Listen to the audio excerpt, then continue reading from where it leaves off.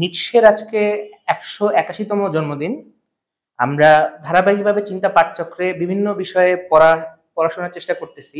একটা গণ অভ্যুত্থান পরবর্তী সময়ে আমরা দেখতেছি যে রাজনৈতিক অবস্থা, মানে যেকোনো রাজনৈতিক অবস্থার পিছে সবসময় একটা বুদ্ধিবৃত্তিক এবং একটা সাংস্কৃতিক পাটাতন লাগে। আমরা যেহেতু গণঅভ্যুত্থানকে আমাদের ফল মতো রূপান্তর করতে পারলাম না, এটা একই সাথে প্রমাণ করে আমরা আসলে সামাজিকভাবে প্রস্তুত না, বুদ্ধিবৃত্তিকভাবে, যে অভ্যুত্থান কি কাকে বলে এবং অভ্যুত্থানকে আমরা কিভাবে অভ্যুত্থানের ফসল ঘরে তুলতে পারি এই সম্পর্কে আমাদের জ্ঞান ছিল না। এটা কোনো একক গোষ্ঠীর দায় না, বা এটা আমাদের কালেকটিভ একটা ফেলিয়ার। সেই জায়গা থেকে অতি দ্রুত আমরা যেহেতু একটা প্রতি বিপ্লবের সম্মুখীন হয়েছি, আইনের দোহাই দিয়ে, সংবিধানের দোহাই দিয়ে, পুরানো হাসিনার শাসনেই আমরা এখনো বহাল আছি, এই ফেনোমেনাটা আমাদেরকে তো কাটায় উঠতে হবে এবং গণঅভ্যুত্থানকে এক অর্থে পূর্ণ করতে হবে। আমাদের গণঅভ্যুত্থানটা বিজয়ী হয় নাই এই সকল কারণে। সেই জায়গা থেকে এই বুদ্ধিবৃত্তিক চর্চার একটা সামষ্টিক চেষ্টা, এইটার উদ্দেশ্য থেকে আমরা পড়াশোনার চেষ্টা করতেছি সবাই। তো নিটশে, এবং এখানে আমি একটু কনটেক্সট দিই আমরা কেন নিটশে পড়বো এই সময়। নিটশেকে আমি দেখলাম সে ফরাসি দর্শনে তার যে ভূমিকা, মানে আমাদের সময় এখনকার দায়িত্ব আমাদের শুধু মাত্র গণঅভ্যুত্থানকে পূর্ণ বিজয়ের দিকে নিয়ে যাওয়া নয়, একই সাথে আমাদের এই লড়াইয়ের যে চরিত্র, এটা আন্তর্জাতিক। অর্থাৎ আমরা যেই রাজনৈতিক দার্শনিক সমস্যার সম্মুখীন আমাদের ভূমিতে দাঁড়ায় হইতেছি, এই সংকটটা গ্লোবাল, এটার যে ক্যারেক্টারিস্টিক, সেইটা আমরা একমাত্র ফেস করতে পারবো যখন আমরা এই সমস্যার এই আন্তর্জাতিক চরিত্র, এটার সঙ্গে আমরা যখন অ্যাওয়্যার হব। এখানে আমাদের দুই দিকের মানে দুইটা কাজ গুরুত্বপূর্ণ, এবং এটা দুই রকমের দায়। এক অর্থে আমাদেরকে পাশ্চাত্য দর্শন, অর্থাৎ পশ্চিম যেই চিন্তা করে আসছে সেই জগৎটাকেই বাস্তবায়ন করছে, এবং এই জগতের যে চূড়া, এটা হলো ইসরায়েল। তো পশ্চিমা সেই দর্শনের একটা ক্রিটিক আমাদের করতে হইতেছে নিজেদের জমিনে দাঁড়ায়, এটা একটা। আর আমরা দেখতেছি একই সাথে আমাদের নিজেদের কোনো হারায় যাওয়া জ্ঞানের কোনো পর্ব ছিল কিনা, যাকে আমরা পুনরায় ফিরে পাইতে পারি আমাদের কর্তা হয়ে ওঠার জার্নিতে। তো এই যে দ্বিমুখী কাজ, আমাদেরকে নিজেদের জার্নিও করতে হইতেছে একদিকে, এবং আমাদেরকে ওয়েস্টকেও ক্রিটিকের মধ্যে ফেলতে হইতেছে। এবং ওয়েস্টের ক্রিটিক আমরা যখন করতেছি, সেক্ষেত্রে আমাদের সচেতন থাকতে হইতেছে আমরা যেন ওয়েস্টার্ন, মানে পশ্চিম যেভাবে ভাবে, ওই ছকের মধ্যে যেন আমরা আর না পড়ি। এটা আমাদের একটা আগ্রহের জায়গা। সে জায়গা থেকে এই সমস্যা, অর্থাৎ পশ্চিমা দর্শনের যে ক্যানন, পশ্চিমা খ্রিস্টীয় চিন্তা জগতের যে রূপ, এইটার সম্মুখীন তো আমরা প্রথম হইলাম এমন না। খোদ পশ্চিমা দর্শনের ভিতরে এই ঘটনা ঘটছে, এবং আমি আইডেন্টিফাই করতেছি পোস্ট স্ট্রাকচারালিজম, ডিকনস্ট্রাকশন, বা ওই জেনারেশনটা, তারা মূলত পশ্চিমা দর্শনের ভেতর দেখা দেওয়া সমস্যাগুলোর সমাধানের চেষ্টা করতেছিল উইদিন পশ্চিমা দর্শনের ফ্রেমওয়ার্ক। এই মুহূর্তে ধরেন আমি দেখতেছি নিটশেকে ফরাসি দর্শন একটা কার্ড হিসেবে প্লে করছে এগেনস্ট এই প্রথাগত ট্রেডিশনাল ওয়েস্টার্ন যে চিন্তা, এর বিরুদ্ধে। সেক্ষেত্রে আমরা আমাদের জায়গায় দাঁড়ায় যখন আবার ওই কাছাকাছি একটা ফেনোমেনায় আসি, যে আমাদেরকেও পশ্চিমা দর্শনের একটা পর্যালোচনা করতে হইতেছে, এই জায়গায় আমাদের কাজটা ঠিক ডিকনস্ট্রাকশনিস্টরা কি করছে ওইটা আবার করা, বাংলার জমিনে দাঁড়ায় ওইটা আবার করা না, বরং তাদের যে কাজের এসেন্সটা, ওইটাকে রেপ্লিকেট করতে পারে এখন। তো সেটা কি, ওই জায়গা থেকে আমার কাছে নিশ্চয়ই ইম্পর্টেন্ট। এবং আমি যেভাবে বিভিন্ন ফরাসি দর্শনের বর্গগুলা অনুবাদ করতেছিলাম, ওই সময় আমার ভেতরে এটাই কাজ করতেছিল যে আমরা কিভাবে, ধরেন আমরা তো একটা গাঠনিক ক্ষমতা এবং গণসার্বভৌমত্বের একটা আলাপ তুলি চিন্তাপাঠ চক্র থেকে। সেই জায়গা থেকে ওই লেন্সে আমরা কিভাবে পড়তেছি এই একটা আগ্রহ ছিল। এবং আপনারা জানেন কয়দিন পর লালন উৎসব জাতীয়ভাবে পালন হইতেছে। তো এই লালনে যে এক ধরনের সাবলটার্ন একটা প্রকাশ, এইটাকেও কিভাবে আমরা অ্যাড্রেস করতে পারি। তো এই বহুমুখী আমাদের আগ্রহের জায়গা মূলত আজকে নিচে দিকে ফিরে তাকানোর। এই তাকানোর লেন্স কি হতে পারে? এটা আমার কাছে ইন্টারেস্টিংলি একটা টেক্সট আমার কাছে আসছে। সেটা হলো অ্যালেন ডগলাস শ্রিফটের একটা প্রবন্ধ। মূলত আমি প্রবন্ধটাই প্রথমে পাই, পরে উনার এটা নিয়ে বই লিখছে দেখলাম। উনি নিটশে বিশেষজ্ঞ। উনি নিটশের সমগ্র এডিট করছে এবং নিটশের উপর উনার একটা দীর্ঘ পাণ্ডিত্য আছে।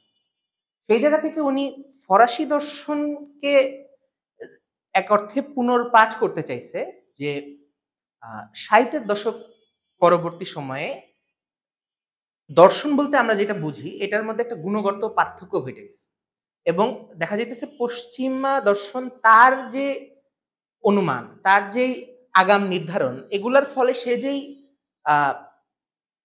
প্রবলেম গুলায় পড়ছে, সে যেই ইনডিসাইসিবল গুলা তৈরি করছে, এইটার সমাধান সে আর তার প্রথাগত এনলাইটেনমেন্ট ভ্যালু দিয়ে করতে পারতেছে না।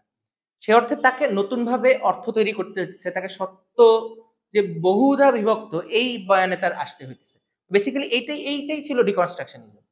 তো এই যে ইয়ার আলাপ, অ্যালান শ্রিফটের আলাপ, সেখানে উনি একটা দীর্ঘ তথ্য দিছে, মানে তথ্যর পর তথ্য, কি কি ইম্পেরিক্যাল ফ্যাক্টের মাধ্যমে আমরা আসলে এই যে ট্রানজিশন চিন্তার এটাকে আইডেন্টিফাই করতে পারি।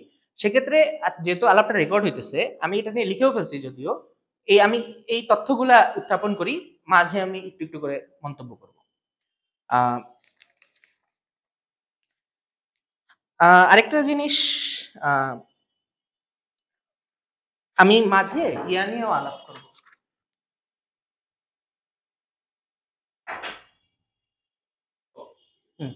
মাঝে আমি একটু হিটলার নিয়ে আলাপ করব, যেহেতু একটা ছবি অনেক ভাইরাল। এই হিটলার ওই নিটশের মূর্তির পাশে দাঁড়ায় আছে, এরকম একটা ছবি প্রচুর ভাইরাল। ওইটা আমি আলাপের ভিতর আনবো, 1930s কিভাবে নিটশেকে নেওয়া হইতেছে। তো বেসিক্যালি আমরা নিটশের একটা জিনিওলজি দেখবো, যে নিটশেকে কিভাবে গ্রহণ করতেছে মানুষ, কি কি লেন্সে, কি কি আগ্রহ থেকে দিয়ে আমরা 70-এর দশক 60-এর দশকে ফরাসি দর্শনে কি নতুন ঘটনা ঘটলো এবং এর ফলে দর্শনের প্রশ্নগুলাকে কিভাবে গোড়ার জায়গা থেকে পরিবর্তন করে দিল, এই আলাপটা দেখব।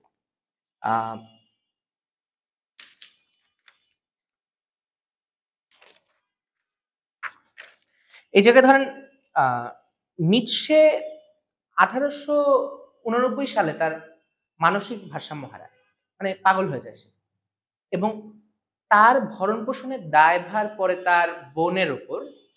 তার বোনের নাম হলো এলিজাবেথ, এবং এলিজাবেথ এবং তার যে স্বামী, এনারা মূলত নিটশের রক্ষণাবেক্ষণের দায়িত্ব পান। পরবর্তীতে নিটশে যখন স্থির না, ওই অবস্থায় তারা নিটশের লেখালেখি, দলিল, পাণ্ডুলিপি এগুলো নিয়ে একটা নিটশে আর্কাইভ তৈরি করে। এই আর্কাইভের তৈরি করে এটা ইনোসেন্ট ঘটনা এক অর্থে, কিন্তু তারা যে প্রবলেমটা করে, এই এলিজাবেথের যে হাজবেন্ড, সে আসলে জার্মান জাতীয়তাবাদী ছিল এবং ইহুদি বিদ্বেষী। সে জায়গা থেকে তিনি তার স্ত্রী এবং তাদের যে সম্পর্ক, এটাকে নিটশে ভালোভাবে দেখতো না এবং তাদের বিয়েতেও নিটশে যায় না, মানে তাদের মধ্যে একটা সম্পর্ক ভালো ছিল না। এবং নিটশে লিখিতভাবে এটা বলছে যে তার যে দুলাভাই, তার যে রাজনৈতিক দর্শন, এটার সাথে সে একমত না। সেই জায়গা থেকে এটা একটা আইরনি যে নিটশের সমগ্র লেখালেখির এখতিয়ার আসলে ওদের হাতেই পড়ে, এবং ওরা নিজেরা যা রাজনৈতিকভাবে বিশ্বাস করতো, ওরা মূলত নিটশের লেখালেখির মধ্যে ওই এডিটিং গুলা করে। এই আলাপগুলো এখন অনেক কমন হয়ে গেছে। এইটার একটা বড় উদাহরণ হলো will to power. Will to power মূলত ম্যানুস্ক্রিপ্ট ছিল একটা, যেটা নিচের বোন এডিট করে তার মতো সাজায় সে এটা প্রকাশ করে। এখন আমি কিছু ইনফরমেশন দিই। ধরেন 1887 সালে প্যারাগুয়েতে নিচের বোন এবং তার বোনের জামাই ওনারা একটা বিশুদ্ধ জাতিবাদী একটা কলোনি তৈরি করে প্যারাগুয়েতে, যে এই কলোনিতে শুধুমাত্র পিওর আরিয়ানরা থাকবে। এটা তাদের একটা ওই রাজনৈতিক আকাঙ্ক্ষার একটা প্রকাশ পাওয়া যাইতেছে। নিটশে 1900 সালে মারা যায়। মারা যাওয়ার পর একটা দীর্ঘ সময় এই নিটশের সমগ্র দায় আসলে তার বোন এবং তার বোনের জামাই, যেটা আগে বললাম। এরপর 33 সালে হিটলার ক্ষমতায় আসে। আসার সাথে সাথে নিটশে কয়েকবার হিটলার কয়েকবার নিটশে আর্কাইভে যাওয়া আসা করে। সেখানে তাদের পরিচয় হয় ইয়ার সাথে, এলিজাবেথের সাথে, এবং এলিজাবেথের হাজবেন্ডের নাম সম্ভবত বার্নার্ড ফস্টার। বার্নার্ড ফস্টারের সাথে হিটলারের একটা সম্পর্ক তৈরি হয়। তো ওরা মানে এই কানেকশনটা ছিল ওদের মধ্যে। এরপরে ইনফরমেশন হইল 1 বছর পরে, হিটলার ক্ষমতায় আসার 1 বছর পরে নিটশে আর্কাইভ সরাসরি অনুদান পায় সরকারি হিটলারের থেকে, এবং ওই বছরই ওই ছবিটা তোলা, আইকনিক ছবিটা। এবং 35 সালে হিটলারের বোন মারা যায়, এবং হিটলার না, নিটশের বোন মারা যায়। তো হিটলার ওই এলিজাবেথের অন্ত্যেষ্টিক্রিয়া যেটা তখন আসে। মানে এইটাতে ওনাদের যে সম্পর্ক, এটা আমি প্রমাণ করতে চাইছি বেসিক্যালি এই তথ্যগুলা দিয়ে, যে নিটশে মরে যাওয়ার 33 বছর পরে এইসব ঘটতেছে। মানে এইটার সাথে এসেনশিয়ালি নিটশের সম্পর্ক নাই। কিন্তু এখন আলাপ উঠতে পারে ওই নিয়ে, তত্ত্বীয় জায়গা থেকে। নিটশের ধরেন উইল টু পাওয়ার, এটাকে ক্ষমতার প্রতি আকাঙ্ক্ষা, এই ধরনের একটা কি বলে ফ্যাসিস্ট একটা ব্যাপার হিসেবে হিটলার এবং তার প্রোপাগান্ডিস্টরা দেখাইতে চাইছে।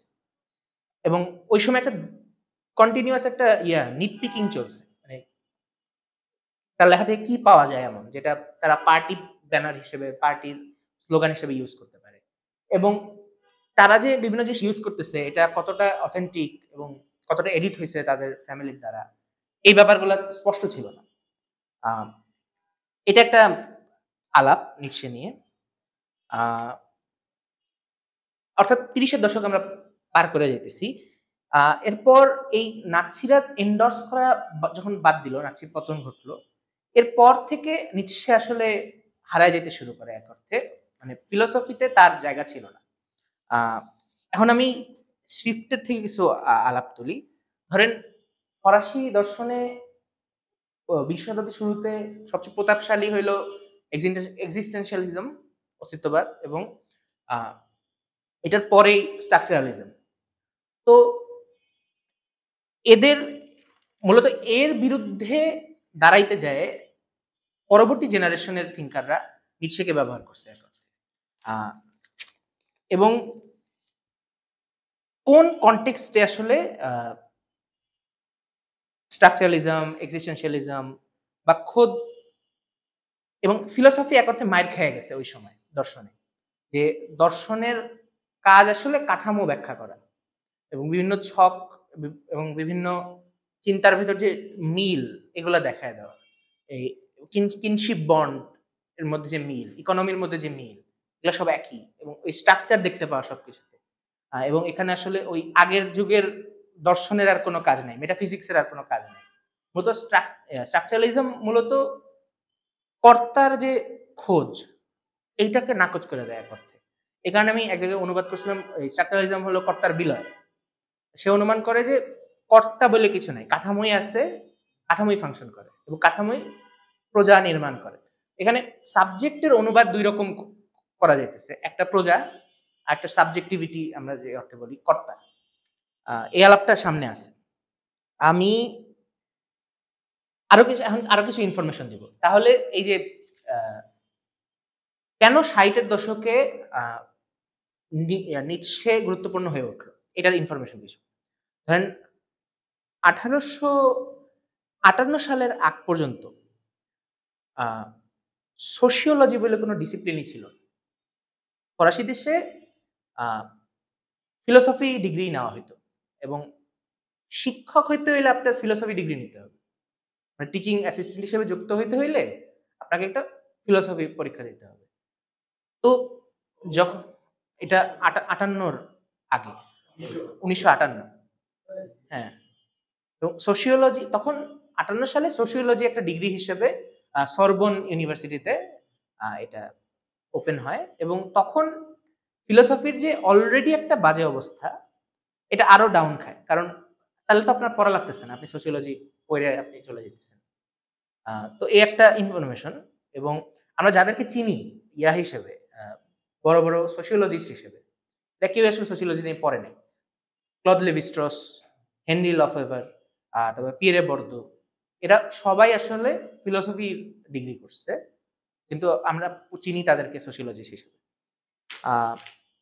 এই যে ফিলোসফি থেকে সোশিওলজির যে একটা ট্রানজিশন, এবং সোশিওলজিও অ্যাগ্রি করতেছে আগের ব্যাপারটাকে, মানে স্ট্রাকচারালিজমকে সোশিওলজি নিয়ে নিতেছে ওর ভিতরে এবং সে কমফোর্টেবল স্ট্রাকচারালিজমের সাথে। তো এই সমাজের স্টাডি করতে হলে আপনারা দর্শনের স্টাডি করা লাগতেছে না, আপনি অ্যাভয়েড করতে পারছেন দর্শন এবং আপনি এই স্ট্রাকচারালিস্ট লেখা পড়াশোনা করতেছেন। এই জায়গা থেকে কিছু ঘটনা ঘটে গুরুত্বপূর্ণ।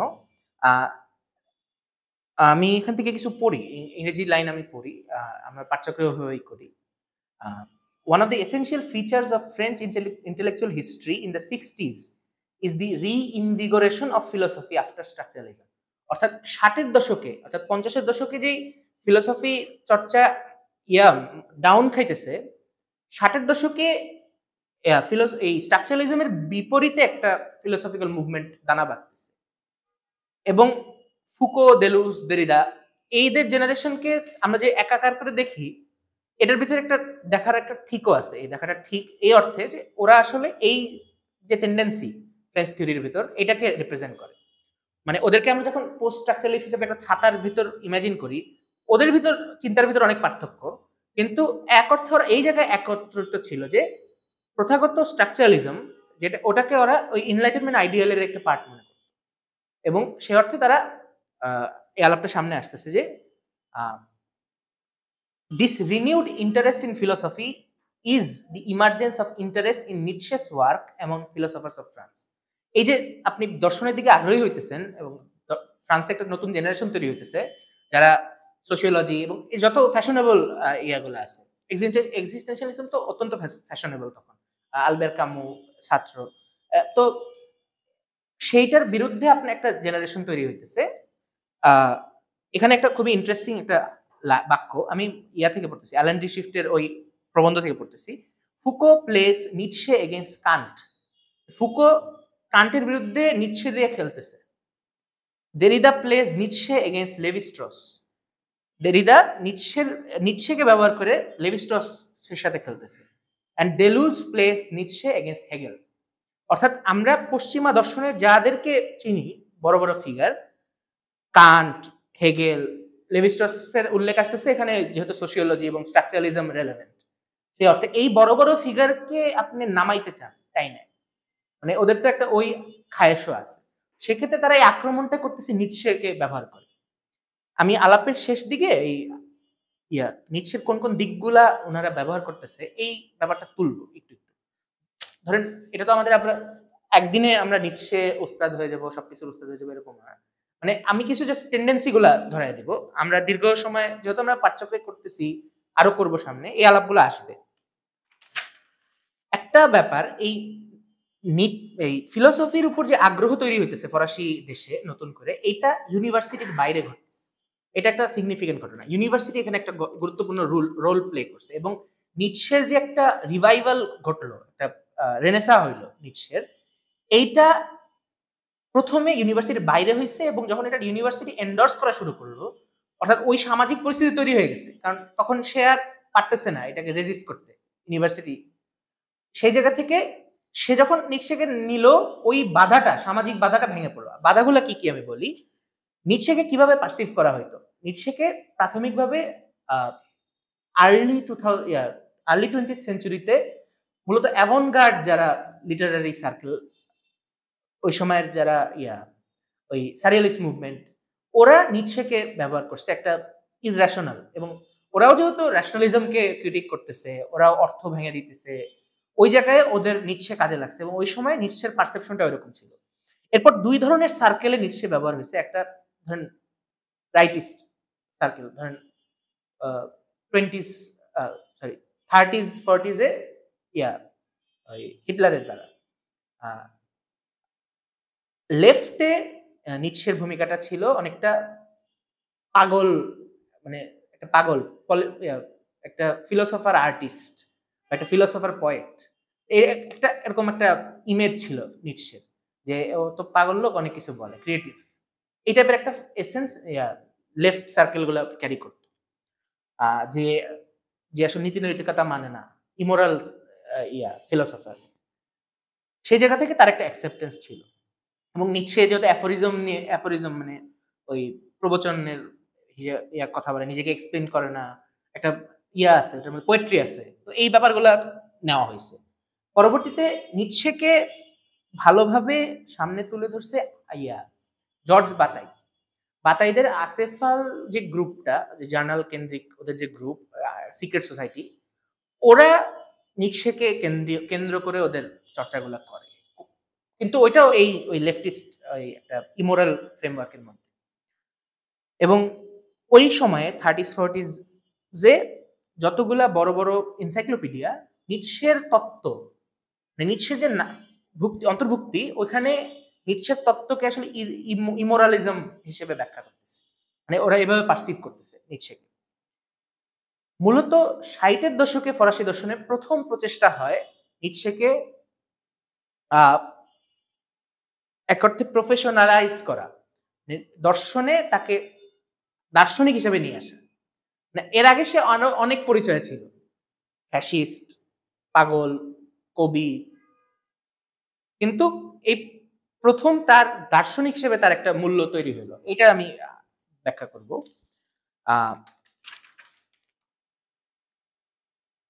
ইউনিভার্সিটির সাথে কি সম্পর্ক এই নিটশের উত্থান বা নতুন ধরনের দর্শনের উত্থান? নিটশেকে যারা সোরবন ইউনিভার্সিটির যারা প্রফেসররা, ফিলোসফাররা, তারা নিটশেকে সিরিয়াস মনে করে না। নিটশে সিরিয়াস ফিলোসফি করতেছে এরকম না, নিটশে খেলা করতেছে, তার তার রচনা একটা লীলার মতো, মানে লীলা হইতেছে, বিভিন্ন আইডিয়া নিয়ে ছোড়াছড়ি। কিন্তু তারা যে অর্থে দর্শন বুঝে, স্ট্রাকচার্ড একটা যে চর্চা, এইটার ভেতর তারা কোনোভাবে ফেলতে পারতেছে না নিটশেকে। সেই জায়গা থেকে the university professors were united in thinking that the university was the only space for serious philosophical discussion. যেহেতু নিটশে সিরিয়াস ফিলোসফিক্যাল ডিসকাশনের পার্ট না, সেই অর্থে ইউনিভার্সিটিতেও তাকে আসলে জায়গা দেওয়া উচিত না। আবার আরেকটা কাউন্টার ঘটনা ঘটতেছে, ইউনিভার্সিটি যেহেতু নিটশেকে জায়গা দিতেছে না, তরুণদের মধ্যে একটা জনপ্রিয়তা তৈরি হয়েছে নিটশে, যে ওকে তারা সামনে তুলে ধরতেছে। এইসব বুইরা খাটাস যারা পণ্ডিত ভার্সিটিতে পদ দখল করে আছে, এদের বিরুদ্ধে তরুণরা যারা বিপ্লবী, তারা নিটশেকে আঁকড়ে ধরতেছে তত বেশি, মানে ইউনিভার্সিটি যত খেলতেছে ওরা তত আঁকড়ায় ধরতেছে। এই জায়গা থেকে যারা এখানে আবার আরো রিভার্স ঘটনা ঘটতেছে, প্রফেসররা দেখতেছে অ্যামেচিওররা নিটশে নিয়ে ঘুরে, ক্যাফেতে নিটশে নিয়ে চর্চা করে, ওরা এতে আরো বিশ্বস্ত হইলো যে না, নিটশে আসলে যোগ্য না।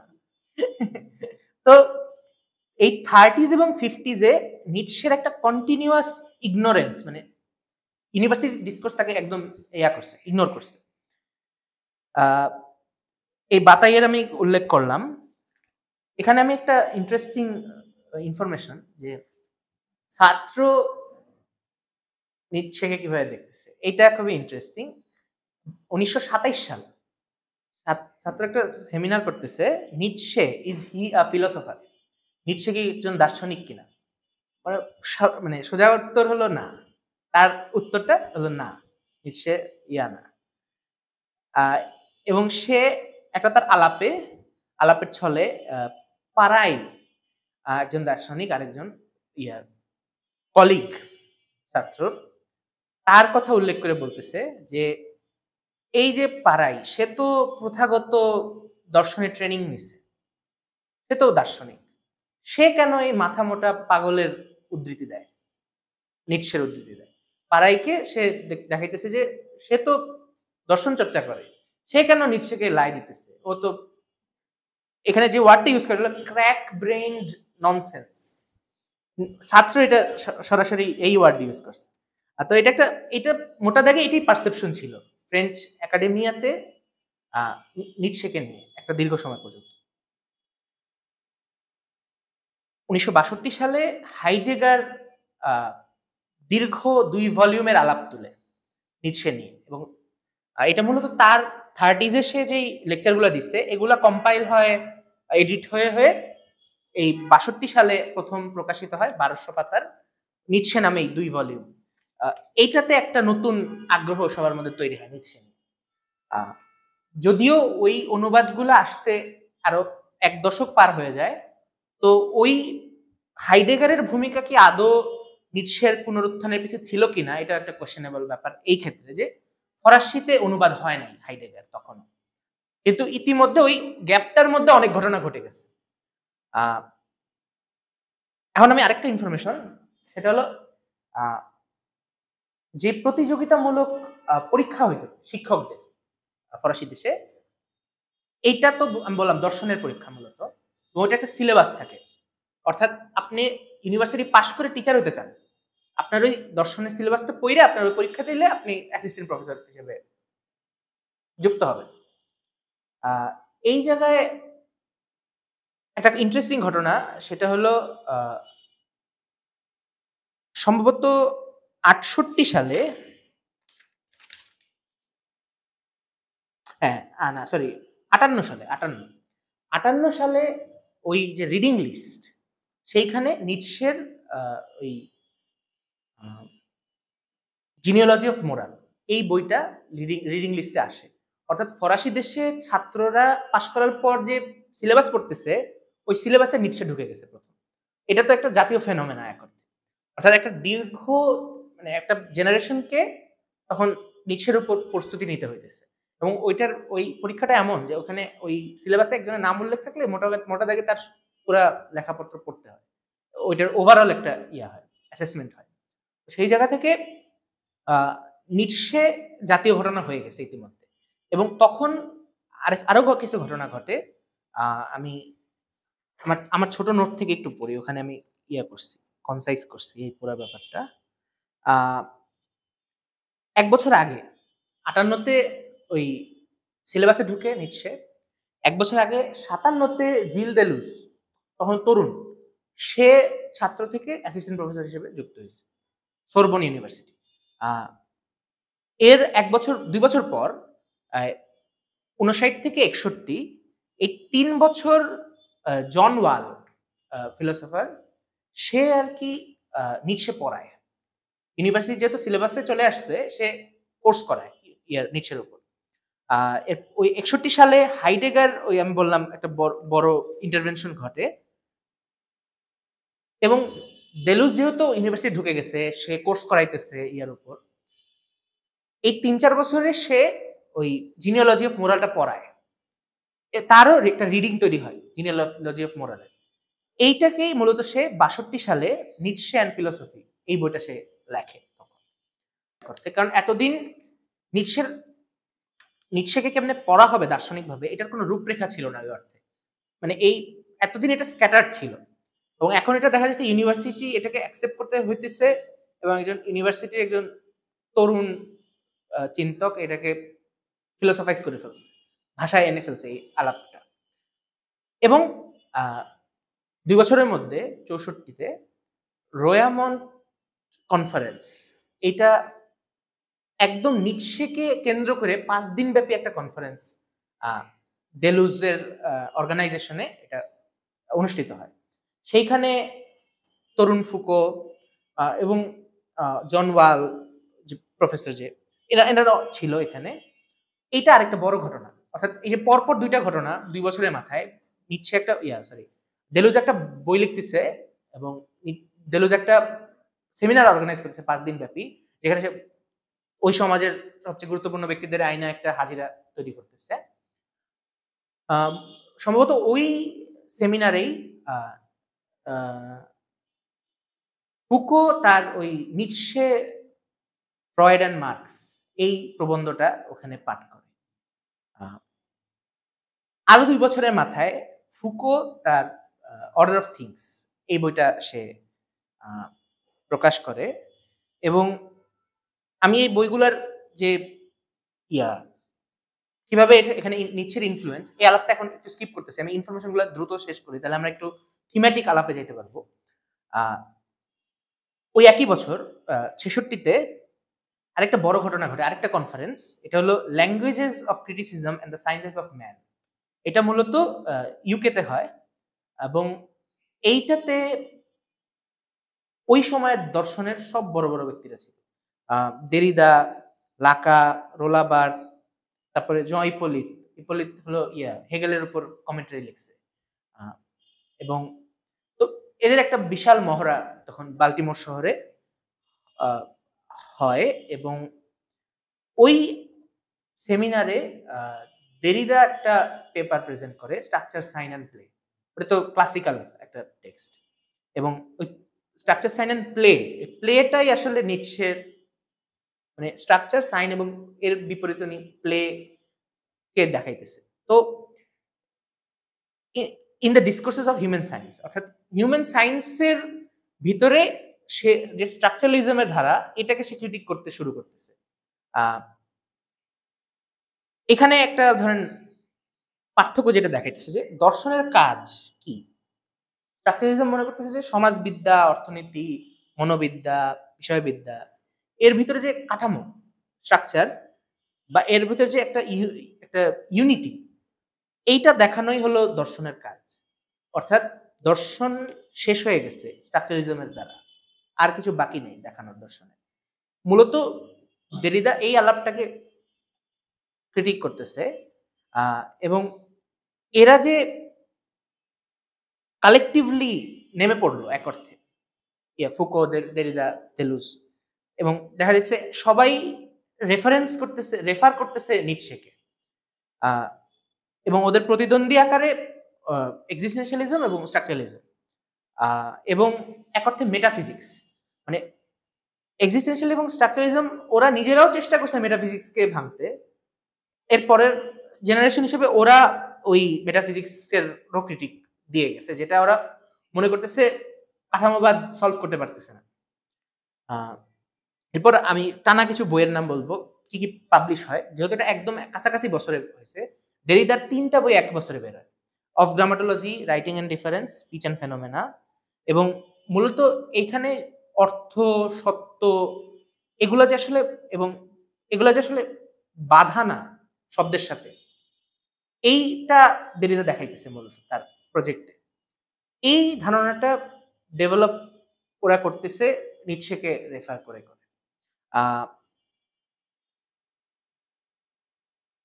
এখানে আমি একটু লিখছি, 2 বাক্য পড়ি। নিটশে ও দেরিদা উভয়ই ভাষাকে বাস্তবের আয়না বা নির্দিষ্ট বাস্তবতার নিরপেক্ষ মাধ্যম আকারে কল্পনা করতেন না। মানে ল্যাঙ্গুয়েজ একটা মিডিয়াম, আপনার একটা ভাব আছে যেটা আপনি কল্পনা করে নিয়েছেন, একটা আইডিয়া যেটাকে আপনি ভাষার দ্বারা মিডিয়েট করতেছেন, ভাষা আপনার টুলস এক অর্থে। এই আইডিয়াকে দেরিদা এবং নিটশের বরাতে দেরিদা আর কি এটাকে ক্রিটিক করতেছে যে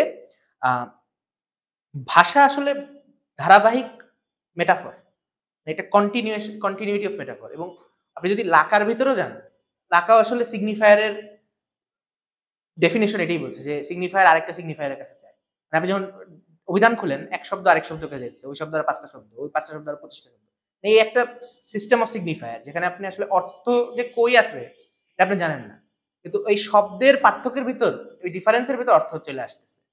অর্থ নাই কিন্তু এটা চলে আসে।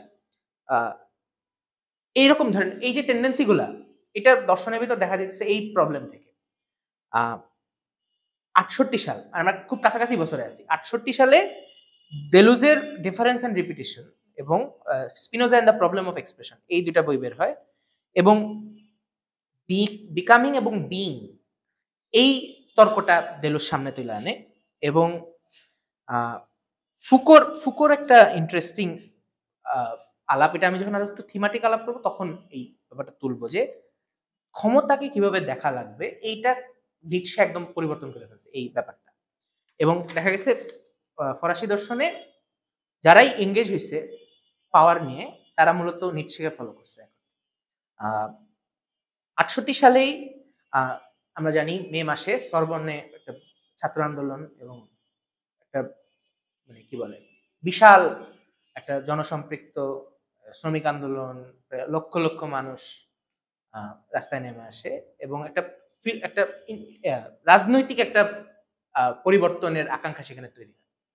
এইটা ছিল শেষ বাঁধ, মানে এক অর্থে ট্রেডিশনাল ফিলোসফি, ট্রেডিশনাল ইউনিভার্সিটি, ওরা যে জিনিসটাকে টিকায় রাখতে চাইছে সামাজিকভাবে, রাজনৈতিকভাবে, ওটা ভেঙে গেছে ওই সময়, ওই গণঅভ্যুত্থানের মধ্যে দিয়ে। এবং এর পরে আসলে এই 68টা তো ইয়া হয় নাই, মানে এক অর্থে ট্রান্সলেট করতে পারে না, তার যে আকাঙ্ক্ষা এটাকে সে রিয়েলাইজ করতে পারে না। সেই জায়গা থেকে এটাকে অনেকে বামপন্থার দোষ আকারেও দেখায়, যে ট্রেডিশনাল অর্থে যে মার্কসিজম বা বামপন্থা, এটার আসলে পতন ঘটে গেছে তখন। এবং ফরাসি দেশে যখন এইটাকে তারা কোনোভাবেই ম্যাটেরিয়ালাইজ করতে পারলো না এই মুভমেন্টটা, কিন্তু এর দ্বারা একটা জেনারেশন, এই যে জেনারেশন যারা তৈরি হইতেছে, আমি ব্যাখ্যা করলাম, নতুন ধরনের চিন্তা করতেছে, নতুন দর্শনের ব্যাখ্যা করতেছে, এই জেনারেশনটার জন্য একটা দাবানলের মতো ছিল। মানে ওরা যে একটা দর্শনে যে লড়াইটা করতেছে ওইটা রাস্তায় চলে আসছে এবং এইটা তাদেরকে ফিউয়েল করছে এক অর্থে। এবং পরপর তারা 72 সালে আরেকটা কনফারেন্স হয়, ওইটার শিরোনাম ছিল আজকের নিচ্ছে। ওখানে দেলুজ, দেরিদা, জঁ-লুক নানসি, জঁ-ফ্রাঁসোয়া লিওতার, এরা সবাই ছিল। অর্থাৎ তখনকার যত হেভিওয়েট, ওরা নিটশেকে কেন্দ্র করে অর্গানাইজ হইতেছে এক অর্থে এবং ওরা চিন্তাকে গুছাইতেছে। 72 সালে দেলুজ এবং গাতারির অ্যান্টিডিপাস এটা বেরোয় এবং এদের প্রত্যেকের যে আর্সেনাল, মানে ওরা তো যুদ্ধে নামছে এক অর্থে চিন্তার ইয়াতে, ওদের আর্সেনালের সব অস্ত্র নিটশের কাছ থেকে আসছে। মানে আপনি যদি ডিজায়ারের উপর তাদের যে ফিক্সেশন এইটা, এবং লাইফ ক্যাটাগরি হিসেবে লাইফ, ডিজায়ার, এবং এইটাকে তারা যেভাবে খেলতেছে বিভিন্ন প্রতিষ্ঠিত প্রথাগত দার্শনিকদের বিরুদ্ধে, এবং মাইনর লিটারেচারের প্রতি তাদের যে আগ্রহ, এটা একটা ইন্টারেস্টিং পয়েন্ট এই জায়গাটা, যে নিটশেকে ওরা কেন বড় করে তুললো, এটাও তো একটা গুরুত্বপূর্ণ প্রশ্ন। ওরা এই ভ্যালুটা যে পুরোপুরি নিটশের ভেতর এমনও না, মানে ওরা এই ভ্যালুটা ক্রিয়েট করছে এক অর্থে, নিটশের ভ্যালু যেটা, মানে একটা জেনারেশন যখন উঠে পড়ে লাগছে নিটশেকে ব্যবহার করার, সে বিভিন্নভাবে তার দার্শনিক রাজনৈতিক লক্ষ্যের দিকে ব্যবহার করতেছে নিটশেকে, সেই জায়গায় বাক্যটা হারায় ফেলছে, কি জানি বলতেছিলাম, হ্যাঁ মাইনর লিটারেচার, হ্যাঁ সরি, হ্যাঁ, যে দেলুজরা বা এই জেনারেশনরা কেন নিটশেকে কেন্দ্র করে ভ্যালু ক্রিয়েট করতেছে। ওদের আইডিয়াটা ছিল প্রথাগত দর্শন বলতে আমরা যা বুঝি হেগেল, কান্ট, এর আগে ডেকার্ট, এই যে ওয়েস্টার্ন ফিলোসফি, যে ক্যানন কথাটা বারবার বলতেছি, অর্থাৎ ওয়েস্টার্ন যে খ্রিস্টিয়ান ক্যানন, এর ভিতরে দর্শনটা ডেভেলপ হয়েছে। এবং কিন্তু এর ভিতরে থেকে এর সবচেয়ে বড় ক্রিটিক ওনারা আইডেন্টিফাই করছে নিটশেকে। এবং এক অর্থে নিটশে, হেনরি বার্গসন, এরকম ফিগারকে তারা দেখাইতেছে এরা কখনো পাওয়ার স্ট্রাকচার বা কখনো ইউনিভার্সিটি ডিসকোর্স বা ফিলোসফি, মানে অ্যাজ সাচ ফিলোসফি কখনো এদেরকে অ্যাকসেপ্ট করে নাই, এরা অচ্যুত থেকে গেছে এক অর্থে এই ইয়া। তো এখনকার আমাদের রাজনৈতিক দার্শনিক লড়াইয়ে আমাদেরকে এদেরকে পিক করতে হবে, মাইনর লিটারেচারের যে তত্ত্ব। তো মূলত ওইটা, এই যে ব্যাপারগুলা, এরপর লিওতারের যে লিবিডিনাল ইকোনমি যেটা লিওতারের, ওইটা তো এই লিবিডো কেন সেন্ট্রাল হয়ে উঠলো হুট করে, এবং লিবিডো দিয়ে আপনি ইকোনমি ব্যাখ্যা করতে চাইতেছেন, এইটা এবং আপনি দেখাচ্ছেন ইকোনমিক্যাল রিলেশন শুধুমাত্র অর্থের ব্যবস্থাপনা না, পুঁজি যে শুধুমাত্র টাকা গুনে টাকার বান্ডেল এটা না, আপনার বাসনা আপনার খায়সও সে অর্গানাইজ করে। তো এই আলাপটা এবং এই ফ্লো অফ ইন্টেন্সিটি, যেটা ধরেন আমি তীব্রতার প্রবাহ আপনার ভিতর কাজ করে, এটা যে শুধুমাত্র ভালোর দিকে কাজ করে এমন না, পুঁজিও আপনার ভিতর এই প্রবাহ তৈরি করে, আপনার বাসনাকে সে তাড়িত করে, আপনার স্বপ্নকে সে রূপ দেয়। তো এই ব্যাখ্যাগুলো তখন অর্গানাইজ হওয়া শুরু করলো। অ্যান্টি ইডিপাস তো মূলত ক্যাপিটালিজমের বিরুদ্ধে লেখা, মানে ক্যাপিটালিজম এবং অ্যান্টি ইডিপাসের এই সেকেন্ড ইয়াটা যেটা থাউজেন্ড প্লাটো, ওটা তো ওটা মূলত ফ্যাসিজমকে ইয়া করে, টার্গেট করে। তো ওনাদের সমাজ দর্শন, রাজনৈতিক দর্শন, এটার গোড়ায় আসলে এইভাবে নিচ্ছে কাজ করতেছে। আমার নোট থেকে আলাপ প্রায় শেষ। 60-70 দশকে এইভাবে নিচ্ছে আর কি ফরাসি দর্শন একটা বিপ্লব ঘটায় দিছে, এবং ক্লাসিক্যাল যে এনলাইটেনমেন্টের ফিলসফি বা জার্মান আইডিয়ালিজম বা এক্সিস্টেন্সিয়ালিজম, স্ট্রাকচারালিজম, দেখা যাচ্ছে এগুলো কিছুতেই তারা আর মাইনে নিতে পারতেছে না, তারা একটা নতুন ধারা তৈরি করতেছে। এবং এখানে আমি একটা বাক্য লিখছি কালকে, যে নিশ্চয়বাদের পুনরুত্থানের মধ্য দিয়ে দর্শনের ময়দানে ফরাসি চিন্তকেরা যে কসরতে লিপ্ত হয়েছিলেন, আমাদের সময়ে এখনো পশ্চিমা দর্শন ও জ্ঞানকাণ্ডের পর্যালোচনার তাগিদ পেরিয়ে যায়নি। আমি যেটা একদম প্রথমে আলাপ করলাম, বরং আমাদের ঔপনিবেশিক অভিজ্ঞতা এই লড়াইয়ে ভিন্ন মাত্রা যোগ করেছে। ফুকো, দেলুজ ও দেরিদারা নিচ্ছের মাধ্যমে পশ্চিমা দর্শনের ভেতর লুকিয়ে থাকা বুদ্ধিবাদ, মানে ন্যাশনালিজমের যে ক্রিটিক তারা করছে, আমাদের ডিকলোনিয়াল যে চিন্তার প্র্যাকটিস, এইখানেও তো আমাদের ওই ন্যাশনালিজমের ক্রিটিক করতে হবে। এবং আমাদের যে কলোনিয়াল দাসত্ব, এটার যে বুদ্ধিবৃত্তিক এবং দার্শনিক উৎস, মানে শুধুমাত্র দাসত্ব আপনার উপর কায়েম হয়েছে কোয়ার্সিভ ফোর্সের দ্বারা, আপনাকে বাইধা রাখছে শিকল দিয়ে, আপনার মন বেঁধে রাখছে সে। তো এই জিনিসটা আপনি যদি ক্রিটিক করতে না পারেন, সে অর্থে আমরা আসলে মুক্ত হইতে পারতেছি না। সেই জায়গায় ওই টেন্ডেন্সিটা ফলো করতে পারা, ফরাসি দর্শন আসলে ঘটছিলটা কি। এবং আমি লিখছি যে আমাদের সতর্ক থাকতে হবে, আমরা যখন পশ্চিমা দর্শনের ইতিহাস পাঠ করি, তা বঙ্গদেশে সেই ইতিহাসের পুনরাবৃত্তির খায়েশ থেকে নয়, বরং তার ভেতরকার রাজনৈতিক দার্শনিক আকাঙ্ক্ষার স্বাদ নেওয়ার তাগিদ থেকে। আমরা বাস্তব ঐতিহাসিক লড়াই সংগ্রামের অস্ত্র আহরণ করার আমাদের বাস্তব ঐতিহাসিক লড়াই সংগ্রামের অস্ত্র আহরণ করবার বাসনা থেকে। দর্শন সেই যুদ্ধের উছিলা মাত্র। আমার নোটটা থেকে আমি পড়ে ফেলছি, আমি একটু দ্রুত এই টেক্সটের কিছু থিমাটিক পয়েন্টগুলা দেখাই। মোটা দাগে তো এটা এস্টাবলিশ হয়ে গেছে যে ফরাসি দর্শনে যে নতুন একটা ধারা তৈরি হয়েছে 60s-70s-এ, এটা মূলত নিটশের ইনফ্লুয়েন্সে। ওইটার কি টেন্ডেন্সি আমরা দেখতে পারি, ওইটা নিয়ে একটু বলি। আমরা দেখছি যে ওই পাঠতালিকা কিভাবে আসলো এই ইয়াতে, ওইটা এই যে it was initially the structuralist desire to locate the underlying structures of kinship unconscious society that led them to read Marx, Nietzsche and Freud. অর্থাৎ এই যে তিন কাণ্ডারি পশ্চিমা দর্শনের বিংশ শতাব্দীতে, এদেরকে যে পাঠ করতেছে স্ট্রাকচারালিস্টরা, ওদের একটা আগ্রহ ছিল এদের ভিতরকার যে কাঠামো, অর্থাৎ সম্পর্ক, মানুষের পরিবারের সম্পর্ক, আমাদের মনের যে অবচেতনের কাঠামো বা সমাজের ভিতর ওই একই কাঠামো, এগুলোর ভিতর সিমিলি সে খুঁজে বের করতেছে। এই অর্থে মার্কস, নিটশে এবং ফ্রয়েডকে আমরা হাইলাইট করতে পারি।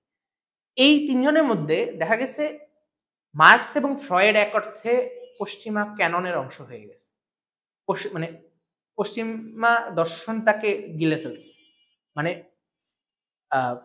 এবং আমরা দেখবো যে দেলুজরা তো প্রায় ফ্রয়েডকে দেখাইতেছে যে ক্যাপিটালিস্ট রিপ্রেশনের যে ফল, এই ফলের ব্যাখ্যা করতে যে ফ্রয়েড মানুষের এসেন্সকে ওইটা বলে দিতেছে, ওইটাতে পর্যবেসিত করতেছে।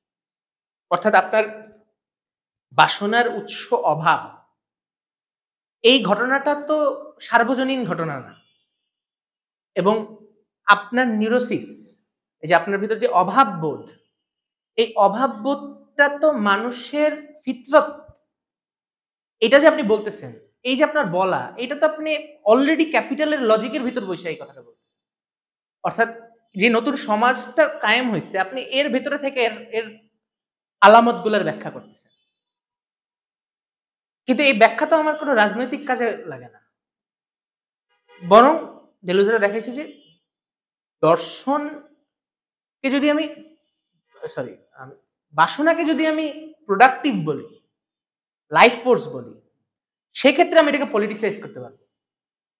ওদের লড়াইটা ছিল ওই জায়গায়। এবং এমনকি একটা ইন্টারেস্টিং আমি ইনসিডেন্ট বলি, এই ফুকো এবং ফুকো এবং দেলুজ, ওরা তো আপনারা দেখলেন এই আলাপে এতটুকু প্রমাণ হলো যে এরা খুবই কাছাকাছি ওরা ডেভেলপ হয়েছে একসাথে। ওদের মধ্যে বন্ধুত্বের সম্পর্ক ছিল। সেই জায়গা থেকে দেলুজ এবং ফুকোর মধ্যে আলাপ হয়েছে একদিন। এটা আবার আমি আরেকটা সোর্সে পড়ছি যে মানে আরেকজনের বরাত, এটা সত্য মিথ্যা কেউ জানে না, যে ফ্রয়েডো মার্কসিজম এর পতন ঘটাইতে হবে। মানে দুই দোস্ত একসাথে হয়েছে, বলতেছে ফ্রয়েড আর মার্কসের ফালাইতে হবে, তুমি ফ্রয়েডের দায়িত্ব না, আমি মার্কসের দায়িত্ব নিতেছি। মানে ওদের আকাঙ্ক্ষাটা ছিল ওই রকম ওই সময়। কিন্তু দেখা গেল Marx and Freud were already entrenched within the canon of the human science, কিন্তু নিটশেকে ততটা প্লেস দেওয়া হইতেছে না, কারণ ওই স্ট্রাকচারালিস্ট ফ্রেমওয়ার্কের মধ্যে তো ওই জায়গা নাই আপনি নিটশেকে দিবেন জায়গা, মানে তার ওই প্রিসাপোজই করে না ওই ব্যাপারগুলো। সেই জায়গা থেকে এক অর্থে ফ্রয়েড এবং মার্কসকে এক অর্থে ফ্রয়েড এবং মার্কসের উপরে তারা নিটশের স্থান দিছে। এবং এটা একটা পয়েন্ট ছিল। আর নিটশে থেকে কি পাইতেছে ওরা ইয়ারা, এই নতুন ফরাসি দার্শনিকরা, এটা হলো পশ্চিমা এনলাইটেনমেন্টের যে ভ্যালুস, সে বুদ্ধিকে যেভাবে অনুমান করে বা মানুষকে যে একটা বুদ্ধি সর্বস্ব প্রাণী, এবং ওই ডেকার্তের যে ছবিটা, ডেকার্তে একটা পপুলার একটা স্কেচ আছে, ডেকার্তে আইডিয়াটা এক্সপ্লেন করে যে একটা চোখ থেকে মানে দেহ নাই, একটা ইমাজিনেশন ভাসতেছে। অর্থাৎ জগতে আপনি আইডিয়া হিসেবে আছেন, আপনার আমিটা একটা আসমানি বস্তু, এটা ভাইসা আছে, এটার কোনো ইয়া নাই, দেহ নাই, এর কোনো জগতের সাথে সম্পর্ক নাই, এবং জগৎ থেকে আপনি বিচ্ছিন্ন হয়ে গেছেন, এবং জগৎ আপনার জ্ঞানের বিষয় এবং আপনার আপনার অবজেক্ট, আপনার যে জ্ঞানের খায়েশ, এইটার অবজেক্ট হলো প্রকৃতি এবং এবং এই যে টেন্ডেন্সি আধুনিকতার, এনলাইটেনমেন্ট আইডিয়ালের, এটাই তো মূলত ক্যাপিটালিজমের জন্ম দিচ্ছে। অর্থাৎ পৃথিবী মানে আপনার গ্রহের কোনো আপনার দায় নাই, পৃথিবী আপনার শুধুমাত্র বিষয়, আপনি ভোগ করেন শুধু পৃথিবীকে, আপনার দেহ আপনার বিষয়, আপনি যে সেটা ভোগ করেন। এই যে অনুমানগুলো, এটা তো আসছে মূলত এনলাইটেনমেন্টের ভ্যালুস থেকে। তো নিটশে দেখাইতেছে এই যে বুদ্ধির যে ইতিহাস, আর মডার্নিটি কি বলে, বুদ্ধির ইতিহাসই শেষ, মানুষ নির্বোধ ছিল, একটা সময় তার বুদ্ধি জাগছে, এবং এই বুদ্ধির ইতিহাসে মানুষের ইতি। এই বুদ্ধির ইতিহাসটাকে নতুনভাবে দেখতে শিখাইছে নিটশে। এবং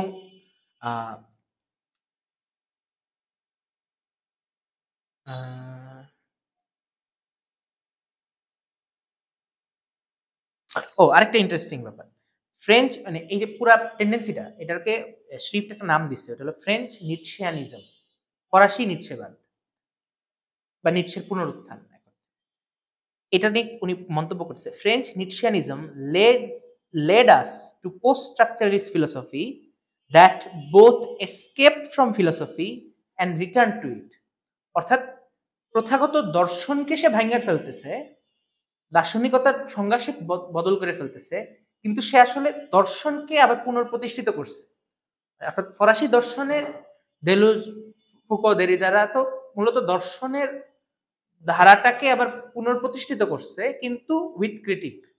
সে দর্শনের এন্ড অফ ফিলসফি। স্ট্রাকচারালিজম যেভাবে বলছে যে ফিলসফির আর কাজ নাই, সাবজেক্টিভিটির আর কাজ নেই, আপনার যে স্ট্রাকচার ব্যাখ্যা করলে চলতেছে, আপনার যে সমাজের ওই মিল অমিল দেখাইলে চলতেছে।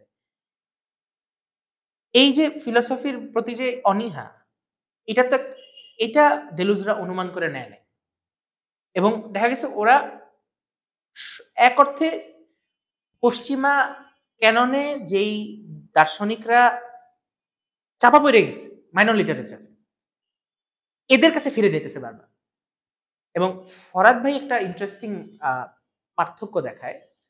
পশ্চিমা দর্শনের গোড়া ডেকার্ত যেভাবে দেখা হয়, বা পশ্চিমার যে আমির ধারণা, এর গোড়া তো ডেকার্ত। ডেকার্ত তার সময় একমাত্র দার্শনিক ছিল না। ডেকার্ত এবং স্পিনোজা কিন্তু সমসাময়িক।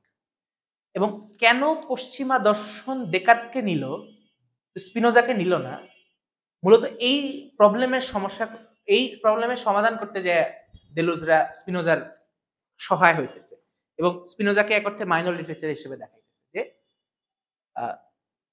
যে সেকুলার না ওই অর্থে, সে ধর্মের বরাত দিবে, সে ডেকার্তের মতো ওই নিরন্তর প্রশ্ন করবে না নিজেকে। ওই যে আধুনিকতাবাদী টেন্ডেন্সি ডেকার্তের মধ্যে বীজ আকারে থেকে ছিল, এর বিরুদ্ধে স্পিনোজা তো আল্লাহর বরাত দেয়, তার তো ওইটা হয় না, অজুভঙ্গ হয় না। তো এই দুইয়ের মধ্যে ওয়েস্ট কেন ডেকার্তকে বাইছে নিল এবং স্পিনোজাকে বাইছে নিল না, এটা একটা ইন্টারেস্টিং পয়েন্ট। এবং এই লেন্স থেকে যদি আমরা স্পিনোজা আবার পড়ি, সেক্ষেত্রে আমরা কাজে লাগাতে পারি। এবং এই একই ঘটনা দেলুজরা ঘটাইছে 70-এর দশকে।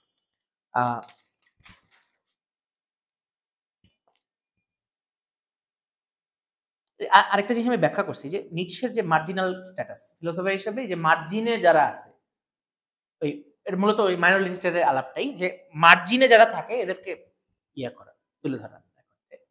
এবং কাঠামোবাদ কি করছিল, সে দর্শনে মৃত্যু ঘোষণা করছে, সে কর্তার বিলয়, অর্থাৎ সাবজেক্টের আর দরকার নাই হিস্ট্রিতে, এটা সে ঘোষণা করছে। এইটার বিরুদ্ধে তারা প্লে করতেছে। ওই আগের আলাপটা এখানে বলতেছে the post structuralist remains philosophical, অর্থাৎ স্ট্রাকচারালিস্ট এবং পোস্ট স্ট্রাকচারালিস্টদের মধ্যে একটা, যদি আমরা গড় একটা পার্থক্য করতে চাই, দর্শনের প্রতি অনীহা ছিল না পোস্ট স্ট্রাকচারালিস্টদের। এবং এখানে আমি একটু কোট করব দেরিদাকে, যে নিটশের মধ্যে সে কি কি থিম খুঁজে পায়। এখানে একটা ইন্টারেস্টিং কোটেশন দেরিদা থেকে, সে নিটশে থেকে কি কি থিম পাইছে, এটাই ইন্টারেস্টিং। এটা আপনাদের বা আমাদের পাঠ আমরা যখন আগামী দিনে পড়বো, কি কি সূত্র আমরা খুঁজবো বা কি কি ঝোঁক আমাদের থাকবে, সেটা এখান থেকে নিতে পারি। The systematic mistrust on the entirety of metaphysics, অর্থাৎ পরাবিদ্যার ওপর একটা নিরন্তর অনাস্থা।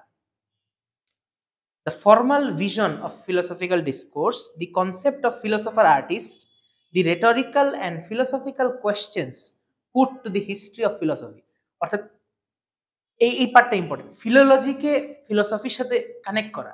এইটা পরবর্তী আমরা ফুকোর একটা কোট পড়বো, যে এইটা শুরু করছিল নিটশে, যে নিটশে একটা জায়গায় বলতেছে, এটা আবার পাবো, মেটাফিজিক্স বা পরাবিদ্যা আসলে দেখা দেয় ব্যাকরণে।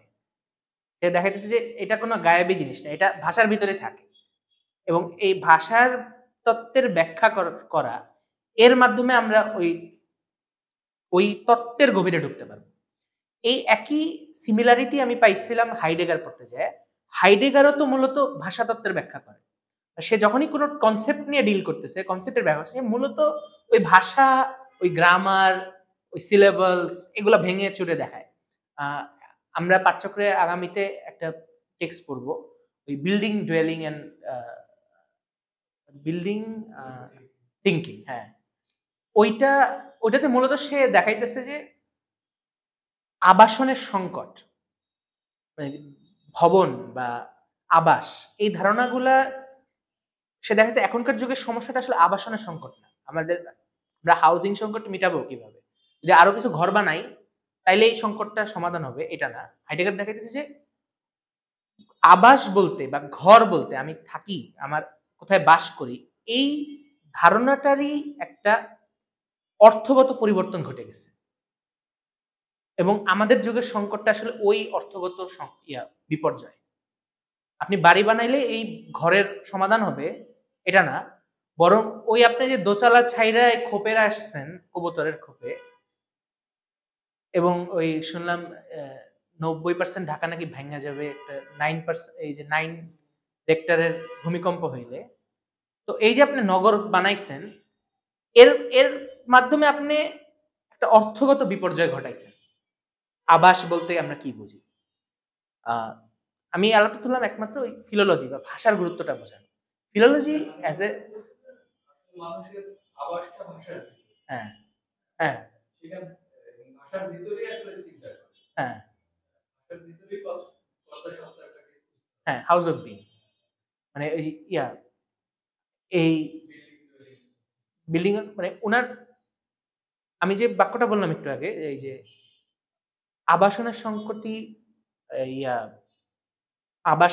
আবাসের প্রধান সংকট না, বরং এর যে অর্থগত বিপর্যয় ঘটছে এটা একদম সরাসরি কোট, এটা সরাসরি কোট হাইডেগারের।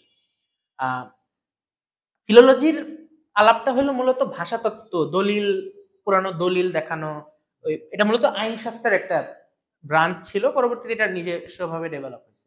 মূলত রোমান আইনের ব্যাখ্যা এবং ওই টেক্সট গুলাকে নতুন করে পড়তে থাকা, কন্টিনিউয়াস ইন্টারপ্রিটেশন তৈরি করা, মূলত ফিলোলজি এইটাকে ডিল করে। এইটাকে দর্শনের ভিতর নিয়ে আসাটা দায় নিটশের, এবং ওই জেনারেশনে পরবর্তীতে হাইডেগাররা এটা প্র্যাকটিস করছে। এরপরে আরো কিছু টেন্ডেন্সি, দ্য সাসপিশননেস, এটা কিন্তু দেরিদা পড়তেছি, দেরিদার quote, the suspiciousness concerning the values of truth, অর্থাৎ অর্থের যে সত্যের যে মূল্য, এর প্রতি একটা আপনার অনাস্থা, এবং সত্য, অর্থ, ভাব, এই বর্গগুলার প্রতি আপনি একটা অলওয়েজ আপনি একটা সাসপিশনের জায়গা থেকে আপনি ডিল করবেন, এবং the attention to the differences of force, অর্থাৎ বল কিভাবে কাজ করে, ফোর্স আমাদের মাঝে কিভাবে থাকে, এবং এটা কিভাবে ভেদের মাধ্যমে চর্চিত হয়, মূলত এইটা দেখায় দেওয়াটা হইলো নিটশের একটা গুণ। নিটশে আমাদের কি দিছে, এইগুলা সে আমাদের দিছে। অফ গ্রামাটোলজিতে বলতেছে, দেরিদা বলতেছে, a great deal of liberation of the signifier, the পদ বা একটা শব্দ, এটার যে মুক্তি ঘটছে, কিসের দিয়ে মুক্তি ঘটছে? It's dependence or derivation with respect to the logos, অর্থাৎ যিশুই হলো আদি শব্দ, এবং ওই ওয়েস্টার্ন এনলাইটেনমেন্টের ভ্যালু তো বেসিক্যালি বুদ্ধিবাদ এবং ওই লোগোসের ধারণাকে সে তুলে ধরছে সামনে, এবং এই লোগোসের অধীন নত হওয়া, এই যে তার খ্রিস্টীয় বাসনা, এটাকে সে ট্রান্সলেট করছে রেশনালিটির কাছে নত হওয়ার আকারে, এবং সিগনিফায়ারকে তাহলে কিসের থেকে মুক্ত করলো? লোগোস অর ট্রুথ অর সিগনিফাইড, অর্থাৎ অর্থ, সত্য এবং অক্ষর, আদিতে অক্ষর ছিল ওই যে খ্রিস্টীয় গড, এদের থেকে মুক্ত হওয়ার সূত্র নিশ্চয় দেখাই দিয়েছে। কিভাবে দেখাইছে? By radicalising the concepts of interpretation, perspective, evaluation, difference, অর্থাৎ ব্যাখ্যা, পরিপ্রেক্ষিত, কনটেক্সট, ভেদ, এই বর্গগুলাকে বৈপ্লবিকভাবে তুলে ধরার মাধ্যমে, র্যাডিকালাইজ করার মাধ্যমে নিটশে আসলে এই ব্যাপারটা ঘটেছে। আর আরেকটা ইন্টারেস্টিং আলাপে আমরা ঢুকবো, কর্তা নিয়ে, সাবজেক্ট, এবং এই আলাপটা মূলত ফুকো নিয়ে।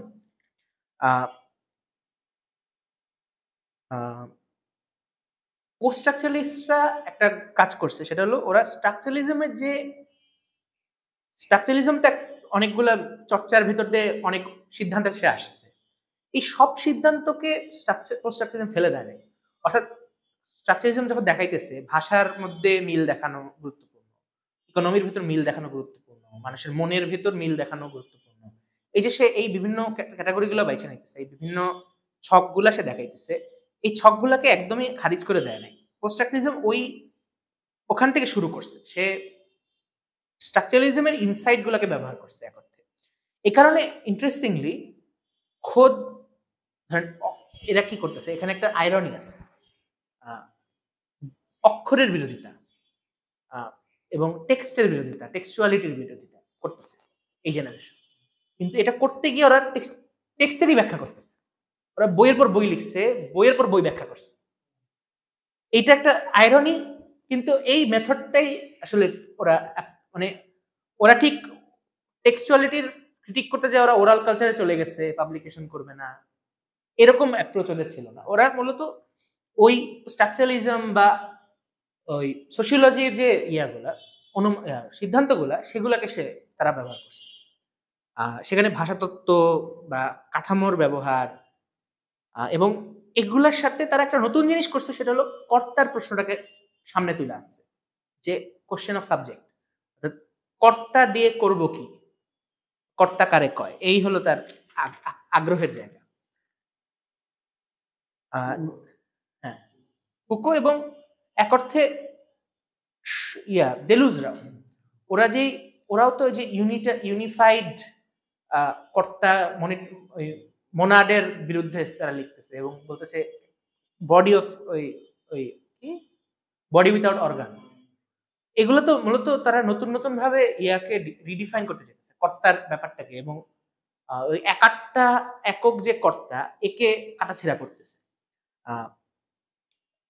Nietzsche's emergence as a philosophical voice played an unparalleled role in the development of post-structuralism. এটা তো আমরা শুনলামই। এরা যখন কর্তার প্রশ্নটা তুলতেছে, ওরা কখনোই আগেকার দুইটা গ্রুপ, এক্সিস্টেন্সিয়ালিজম এবং স্ট্রাকচারালিজম, ওরা কর্তা সম্বন্ধে যে ধরনের অনুমান করে নিছে। স্ট্রাকচারালিজম কি অনুমান করছে? কর্তা নাই, কর্তার দরকার নেই, কাঠামো দিয়ে হয়, এই একটা অনুমান। আবার এক্সিস্টেন্সিয়ালিস্টরা যখন ব্যাখ্যা করতে গেছে, আমি কি চাই, এর মধ্যে আমির অনুমান সে করে নিয়েছে, বা আমরা চাই কেন, এই যে যখন এক্সিস্টেন্সিয়ালিজম এই প্রশ্নগুলো করছে, তার বিরুদ্ধে তার মধ্যে একটা অনুমান ছিল আমি নিয়ে।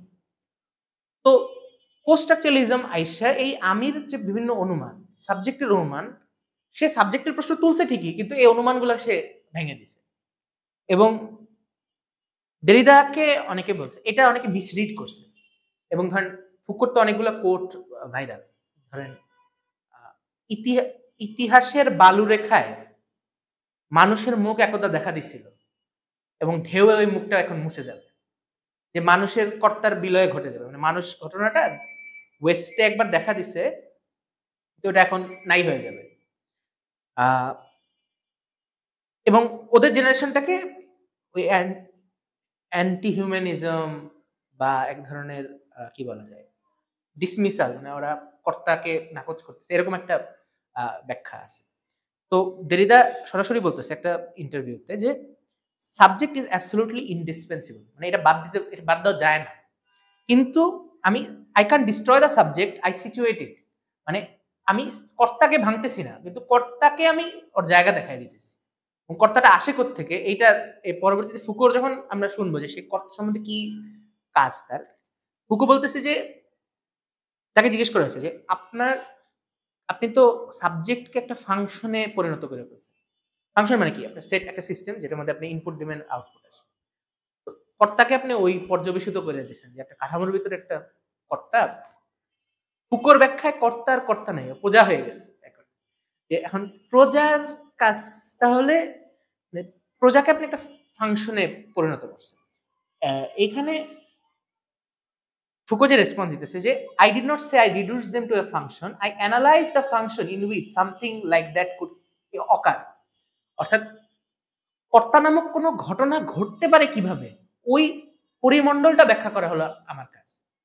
কর্তা কি করবে, কর্তা কি উচিত অনুচিত, এই ব্যাখ্যা না, বরং আমি যখন পাওয়ার স্ট্রাকচারের আলাপ করতেছি, এপিস্টেমের আলাপ করতেছি, বরং কর্তা কিভাবে দেখা দেয় ওই পরিস্থিতি ব্যাখ্যা করাটা আমার জন্য গুরুত্ব। এবং আমি যখন নাকচ করি যে মানুষ বর্গটা এর আর ভূমিকা নাই, বা ওয়েস্টার্ন এনলাইটেনমেন্টের যে মানুষ এ হারায় যাবে, এর দ্বারা আমি কর্তার বিলয় ঘটাই না, বরং আমি দেখাই যে ওয়েস্টার্ন এনলাইটেনমেন্টের ভেতর আসা মানুষের সংজ্ঞায় একমাত্র কর্তার সংজ্ঞা না। মূলত ফুকোর আর্গুমেন্টটা ছিল এটা। মানে কোশ্চেনটা তখন এরকম হয়ে যায় যে কর্তা কে এবং সে কিসের কর্তা। প্রশ্নটা হলো এইটা।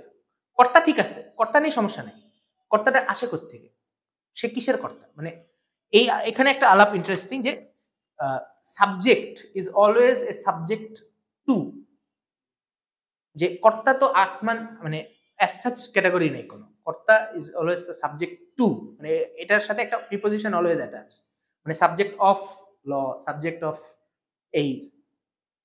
তো এর বিপরীতে কর্তার প্রশ্নটা ফুকো যেভাবে দেখাইছে, এখানে তার কাছে আত্মপরিগঠন বা কনস্ট্রাকশন অফ সেলফ এটা গুরুত্বপূর্ণ ছিল। কিন্তু এই প্রশ্নটাকে সে বিষয়বিদ্যা বা ফেনোমেনোলজি যেভাবে আমির পরিগঠন হয় এইভাবে সে দেখাইতেছে না। সে দেখাইতেছে যে এটা একটা এথিক্যাল ব্যাপার, এই ঘটনাটা যেটা আহ, ইয়ারা ওই ফেনোমেনোলজিতে যেটাকে ফিলোসফির ঘটনা মনে করতেছিল আমির গঠনটাকে, ফুকো এসে দেখাইলো যে আমিটা আসলে এথিক্সের ব্যাপার, এটা এথিক্সের জায়গা আমি। এবং এই কারণে ফুকোর যে বক্তৃতামালা এর মধ্যে একটা ছিল কেয়ার অফ সেলফ, এবং অর্থাৎ আমির পরিচর্যা। ফুকোর কাছে আরো প্রশ্ন ছিল যে ব্যক্তি কি করে কর্তা হয় বা ব্যক্তি কি করে প্রজা হয়, সে জ্ঞানের কাছে, ক্ষমতার কাছে, ভাষার কাছে সে কিভাবে এর অধীন আসতেছে, কিংবা সে এটারও কর্তা হয়ে উঠতেছে, এই যে প্রসেস এটা দেখানো।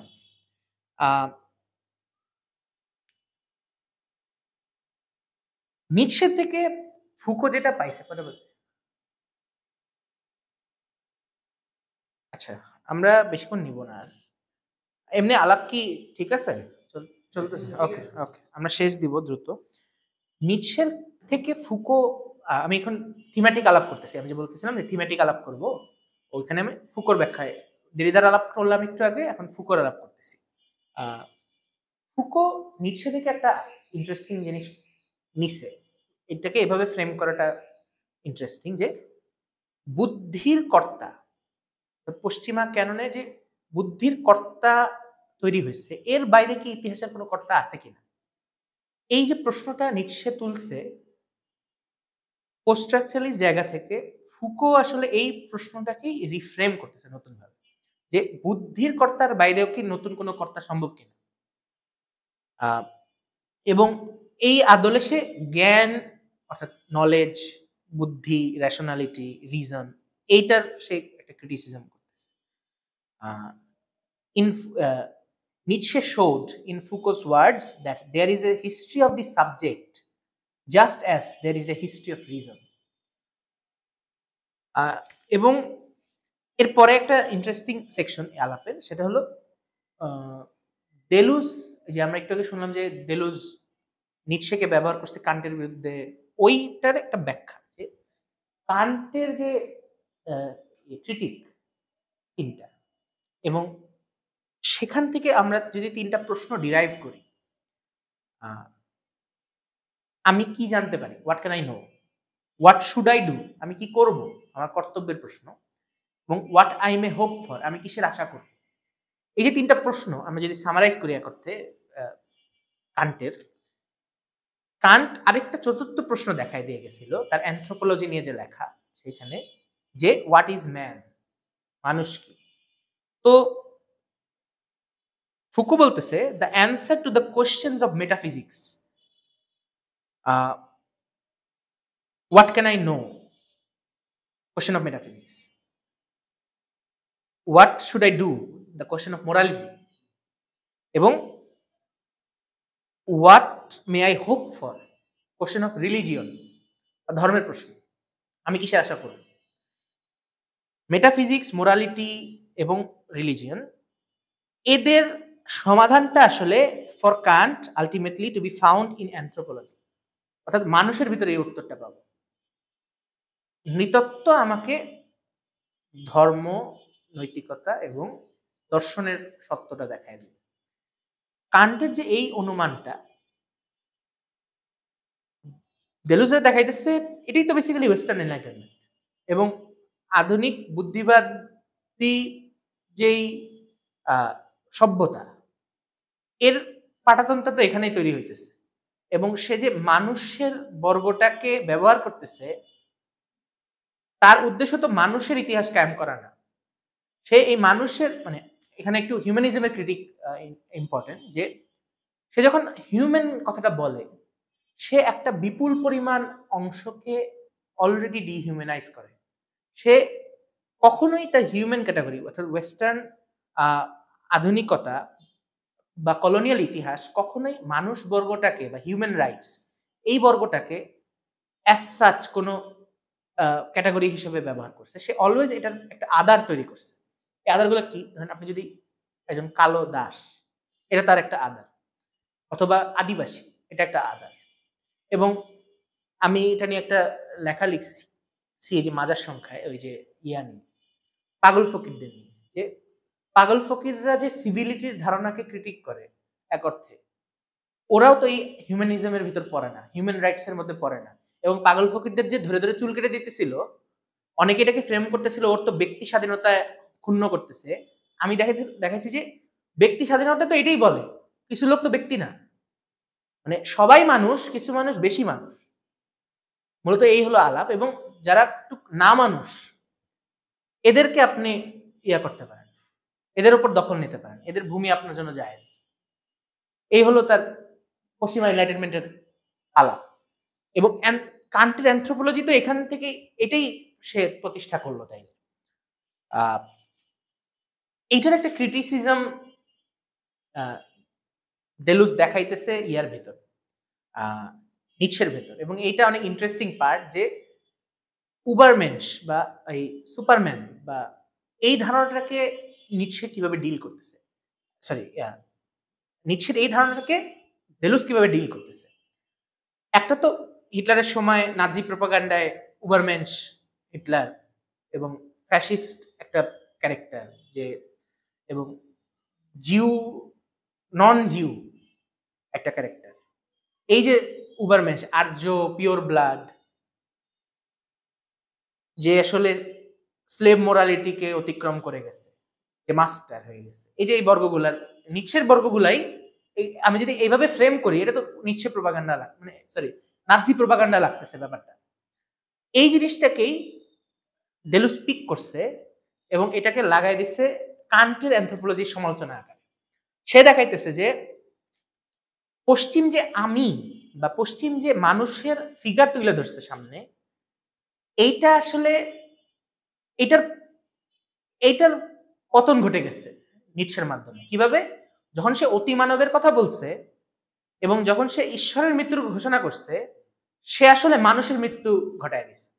মানে ইতিহাসে ওয়েস্ট যে মানুষের রূপ তুলে ধরছিল, এই রূপটা ভেঙে পড়ছে। এটার আমি একটু ব্যাখ্যা করি এই পরের পার্টে, যে নিটশের গুণটা কি। নিটশের গুণ হলো হোয়াট ইজ ম্যান। এই যে চতুর্থ প্রশ্ন কান্টের, what is man, man is to go beyond man. এটা হলো মূলত উবারম্যানের ব্যাখ্যা। তো নিটশে এই জায়গায় দেখাইতেছে যে অতি মানবের যে ধারণা, এর দ্বারা পশ্চিমা যে মানবতাবাদ বা নৃতত্বের যে সর্বোচ্চ সম্ভাবনা, অতি মানব অর্থাৎ যে তার ক্রিয়েটিভ ডিজায়ারের যে ফ্লো, এটাকে সে সর্বোচ্চভাবে ব্যবহার করতে পারতেছে। সে এইরকম একটা কর্তা, এই কর্তা একই সাথে সর্বোচ্চ সম্ভাবনা ওয়েস্টের ভিতর, এবং একই সাথে এই কর্তা মার্জ হইতেছে আইডিয়া হিসেবে ডেথ অফ গডের সাথে। ডেলুজ দেখাইতেছে যে এর দ্বারা সে এমন একটা সংকট তৈরি করছে যে এই যে মানুষের যে জায়গা ছিল পৃথিবীতে, এই জায়গাটা তো সে ঈশ্বরের থেকে ধার করছে। আদিতে ঈশ্বরের যে জায়গা পৃথিবীতে, মানুষ তো ঈশ্বরকে আসমানে পাঠায় এই জমিন দখল করছে। সেকুলারিজম তো এটাই, মানে জগতে আর আল্লাহর দখল নাই, এটা আপনি আসমানে পাঠায় আপনি দুনিয়ায় রাষ্ট্র কায়েম করছেন। এই যে মানুষের অনুমান, আপনি যখন ঈশ্বরের মৃত্যুর ঘোষণা করছেন, আপনি আসলে মানুষেরও মৃত্যু ঘটাইছেন।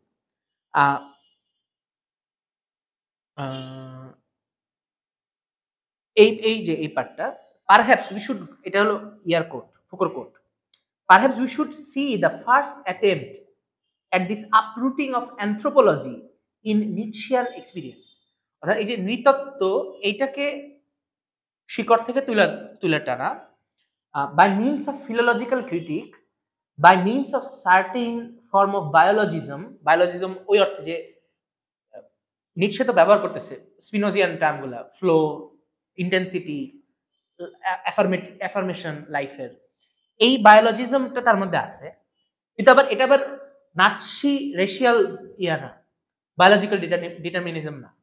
অর্থাৎ উবারম্যানের ক্যাটাগরি বায়োলজিক্যাল, এর ভেতর আপনি ওই রসতত্ত্বের একটা ভাব পাইতেছেন। কিন্তু এটাকে নাৎসিরা যেভাবে ইউজ করছে, আর্য রক্ত, পিওর ব্লাড, এটা আবার ওই বায়োলজিক্যাল ডিটারমিনিজম না। আরো কি কি পয়েন্ট আছে যে Nietzsche rediscovered the point at which man and God belong to one another. Nietzsche দেখলো যে আমাদের যে মোরালিটির ধারণা, এটা তো সেই আগে মানুষ আল্লাহর সাথে যুক্ত যেই মোরালিটি, এটার সাথে তো মানুষের যে মোরালিটি এর খুব পার্থক্য আছে এমন না। সে জাস্ট এটাকে উল্টায় দিয়ে বলে, লজিক তার ওইটাই, সে জাস্ট ওই পয়সা উল্টায় দিয়েছে। নিটশে দেখাইতেছে যে the death of god is synonymous with the disappearance of the man. এবং এই পশ্চিমা এনলাইটেনমেন্টের ম্যানের বিলয় ঘটলেই আপনার উবারম্যানের আবির্ভাব। And at that point, the promise that the superhuman signifies, it is first and foremost the imminence of the death of man. অর্থাৎ অতিমানব শুনলে আমরা মনে করতে পারি এটা মানুষ ক্যাটাগরির মহিমায়ন ঘটতেছে, বরং এর ভিতর লুকানো আছে মানুষের মৃত্যুর ঘোষণা। অর্থাৎ এখানে এই ব্যাখ্যাটা আপনার নিতে হবে, বা এটাই একমাত্র ব্যাখ্যা, এটা বেসিক্যালি জোড়াতালি। কিন্তু এই জোড়াতালিটা কিভাবে দিতেছে, কেন দিতেছে, এইটা বোঝা ইম্পর্টেন্ট। অর্থাৎ ওয়েস্টার্ন অ্যানথ্রোপোলজি বা তার যে অ্যাজাম্পশন, এটার একটা ফিগার যেহেতু কান্ট, এই জেনারেশন মানে ফ্রেঞ্চ থিঙ্কাররা 60s যখন এটাকে ডিল করতে চাইতেছে, সে কি করতেছে, সে ওই তার ভিতরে নাজিল হওয়া এই ব্যাপারটাকে ওর বিরুদ্ধে কাজে লাগাইতেছে, যে ঈশ্বরের মৃত্যুকে কিভাবে দেখানো হয়। নিটশে যে ঈশ্বরের মৃত্যু দেখাইছে, এটা তো মডার্নিটির তাবিজ, কিন্তু এর ভিতরে যে মডার্নিটির ক্রিটিক আছে। কারণ ঈশ্বরের মৃত্যুকে তো মডার্নিজম তার আকারে দেখায়, তার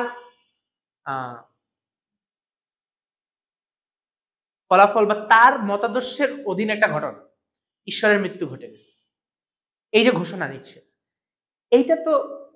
এইটার ভিতরে আসলে খোদ ওয়েস্টার্ন আইডিয়ালের একটা বিলয় ঘটছে। এটা দেখায় দেওয়া, এই যে দেখানো আলাপটা হলো এইখানে, মানে ঘটনা ওইটা, নিচের ওই উবারম্যানের ব্যাখ্যা যে এটা হইতে হবে, পয়েন্ট ওইটা না।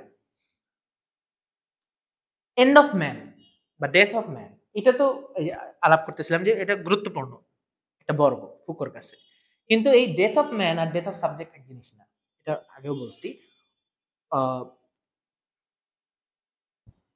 It is, in other words, a mistake to equate the referent of man by the subject.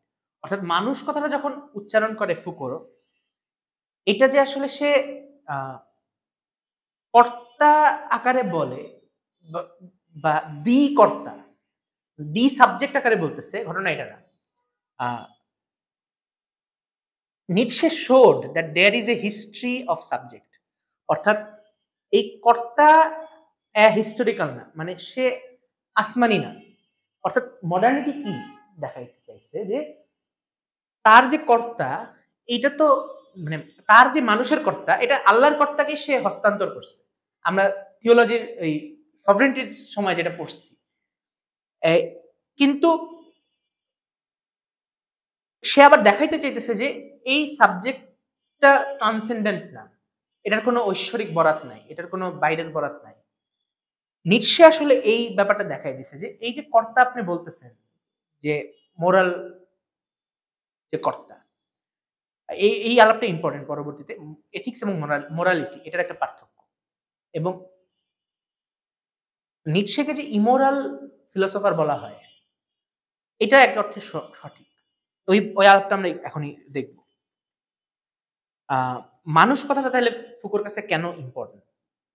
মানুষ, ফুকো দেখাইতেছে যে মানুষ আসলে একটা বিশেষ জ্ঞান পর্বে, একটা বিশেষ এপিস্টিম, এই এপিস্টিমের মধ্যে দেখা দেওয়া কর্তার একটা রূপ মাত্র।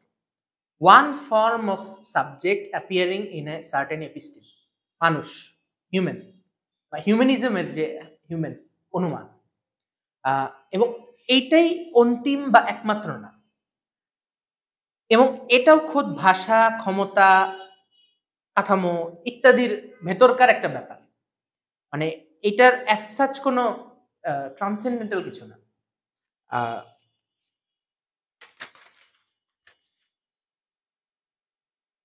এখানে একটা ইন্টারেস্টিং সামারি করতেছে যে announcement of superman, superhuman heralds both the end of man and God. অর্থাৎ ঈশ্বরের মৃত্যুর ঘোষণার মাধ্যমে যে ঈশ্বর শুধু মৃত হয়েছে না, মানুষও নিজের মৃত্যু ঘটাইছে। অর্থাৎ এই মানুষ কোন মানুষ? ওয়েস্টার্ন এনলাইটেনমেন্টের যে মানুষের ধারণা। এটা কার ব্যাখ্যা? দেলুজের ব্যাখ্যা। For Foucault, it was Nietzsche, the philologist, who first connected the philosophical task with radical reflection upon language. যে আমি একটু আগে বললাম যে ভাষার ভেতরে ফিলোসফির কাজ, দর্শনের কাজ কি? এটা ভাষার ভেতরে এটাকে দেখানো, এটাকে ঠিক আইডিয়া আকারে না দেখায় এটা ভাষার ভেতর হাজির থাকে। এবং দর্শনের দায়িত্বটা তাইলে আপনি ভাষার উপর অর্পণ করলেন এক অর্থে। এই যে এই ব্যাপারটা প্রথম নিচ্ছে দেখাইছে, এবং নিচ্ছে বলছে যে মোরালিটির যে বা নৈতিকতার যে জিনিওলজির অনুবাদ হইতে পারে কুলজি বা এই জন্মলতিকা, মানে ওই কি বলে ফ্যামিলি ট্রি। সে দেখাইতেছে যে নিচ্ছে recognized a cultures metaphysics can be traced back to the rule of its grammar. অর্থাৎ আপনি ব্যাকরণের ভেতর একটা জনগোষ্ঠীর দর্শনের হাজিরানা পাওয়া যেতে পারে। এটার জন্য আপনার কল্পনার ভিতর ঢুকতে হবে না। এটা নিচ্ছে বলতেছে। তো এই মেথডটা তো কাজে লাগতেছে ফুকোদের, এবং তারা যখন বিভিন্ন এপিস্টিমকে ব্যাখ্যা করতে চাইতেছে, তারা ওই সময় ল্যাঙ্গুয়েজকে পিক আপ করতেছে, ওর ভিতরে দেখা দেওয়া স্ট্রাকচারগুলোকে ভাঙতেছে। অর্থাৎ সে একাধারে ল্যাঙ্গুয়েজের আধিপত্যকেও নাকচ করতে। তো ফুকোর প্রজেক্টটা কি ছিল? এটা সরল কথায় an attempt to think the human subject after the end of modern man. আধুনিক মানুষের বিলয়ের পর যে কর্তা থাকবে, মূলত ফুকো এইটারকে খোঁজার চেষ্টা করছে। এটাকে ঠিক অ্যান্টি হিউম্যানিজম বলে চলতেছে না। এবং এই যে আমি আগে যেটা বলছি, কর্তা সত্তা বা আপনার সাবজেক্টিভিটি, এটাকে আপনি অনুমান করে নিতেছেন আগের থেকে।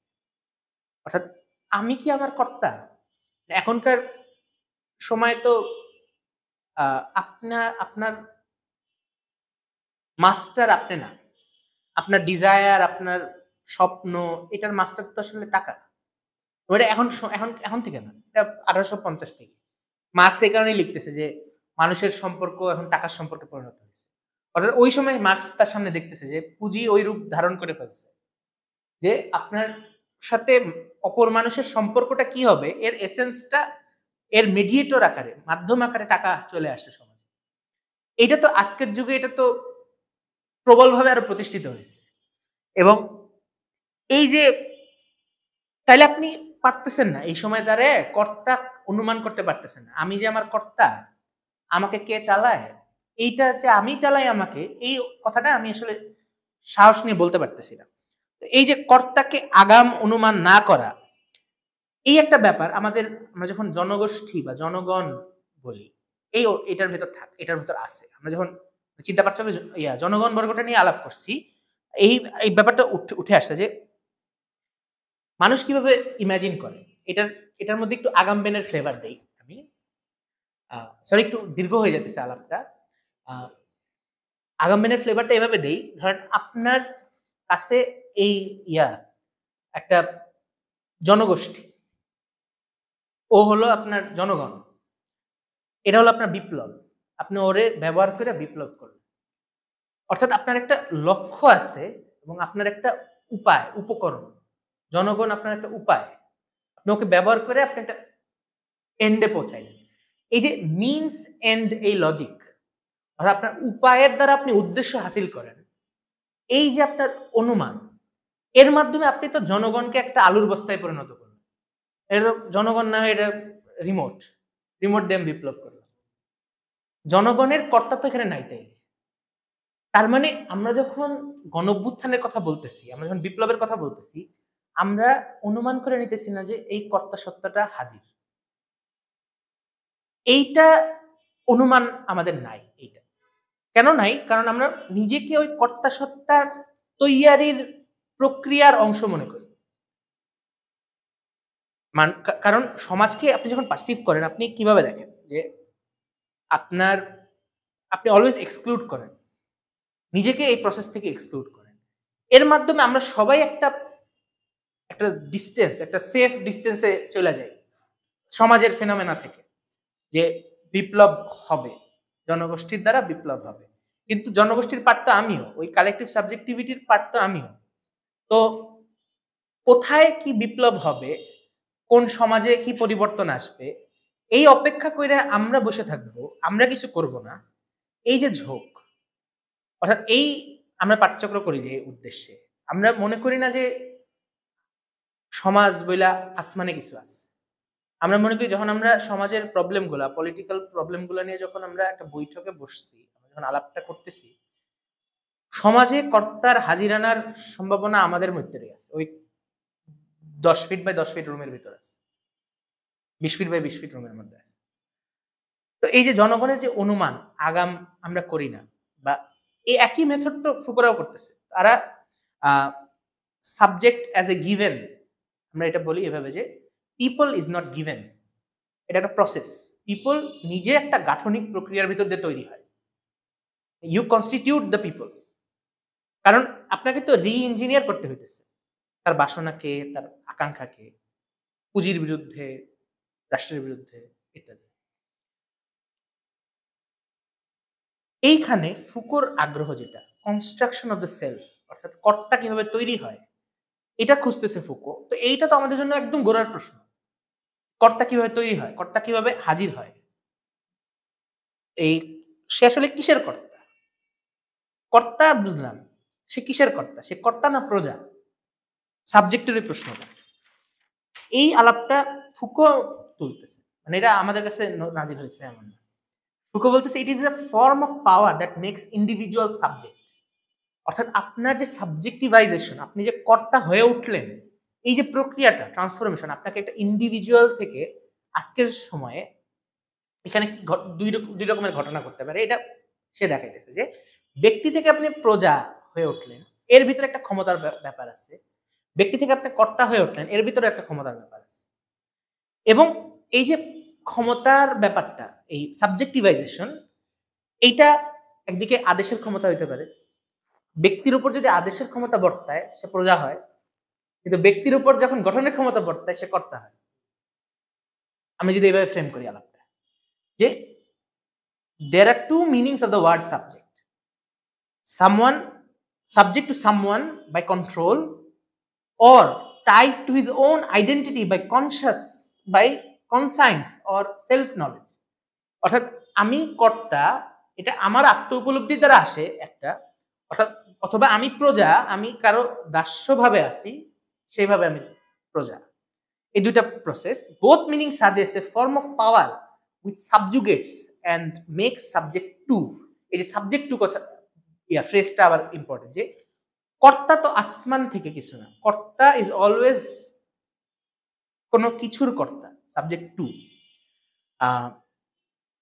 এবং কনস্ট্রাকশন অফ, এখন এথিক্সের আলাপটা খুবই ইম্পর্টেন্ট। এথিক্স আলাপটা পরে শেষ হয়ে যাবে আলাপটা। দ্য কাইন্ড অফ, তাহলে এখন আমি সংজ্ঞায়ন করি এথিক্স এবং morality. The kind of relationship you ought to have with yourself, এটা হলো এথিক্স। আপনার নিজের সাথে নিজের যে সম্পর্ক, এটা হলো নীতি। আমি নীতি নৈতিকতা দুইটা বর্গ, এথিক্স মোরালিটি। এবং and which determines how the individual is supposed to constitute himself, নিজেকে কিভাবে গঠন করবেন আপনি, এটা হলো এথিক্স। এথিক্সের সংজ্ঞা, এটা আমি বলতেছি না, ফুকো বলতেছে। এবং how you constitute yourself as the ethical subject of your own actions.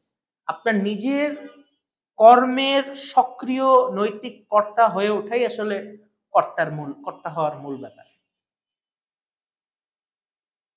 এবং Deleuze approaches Nietzsche in a way that opens Nietzsche not to Kant but to Spinoza.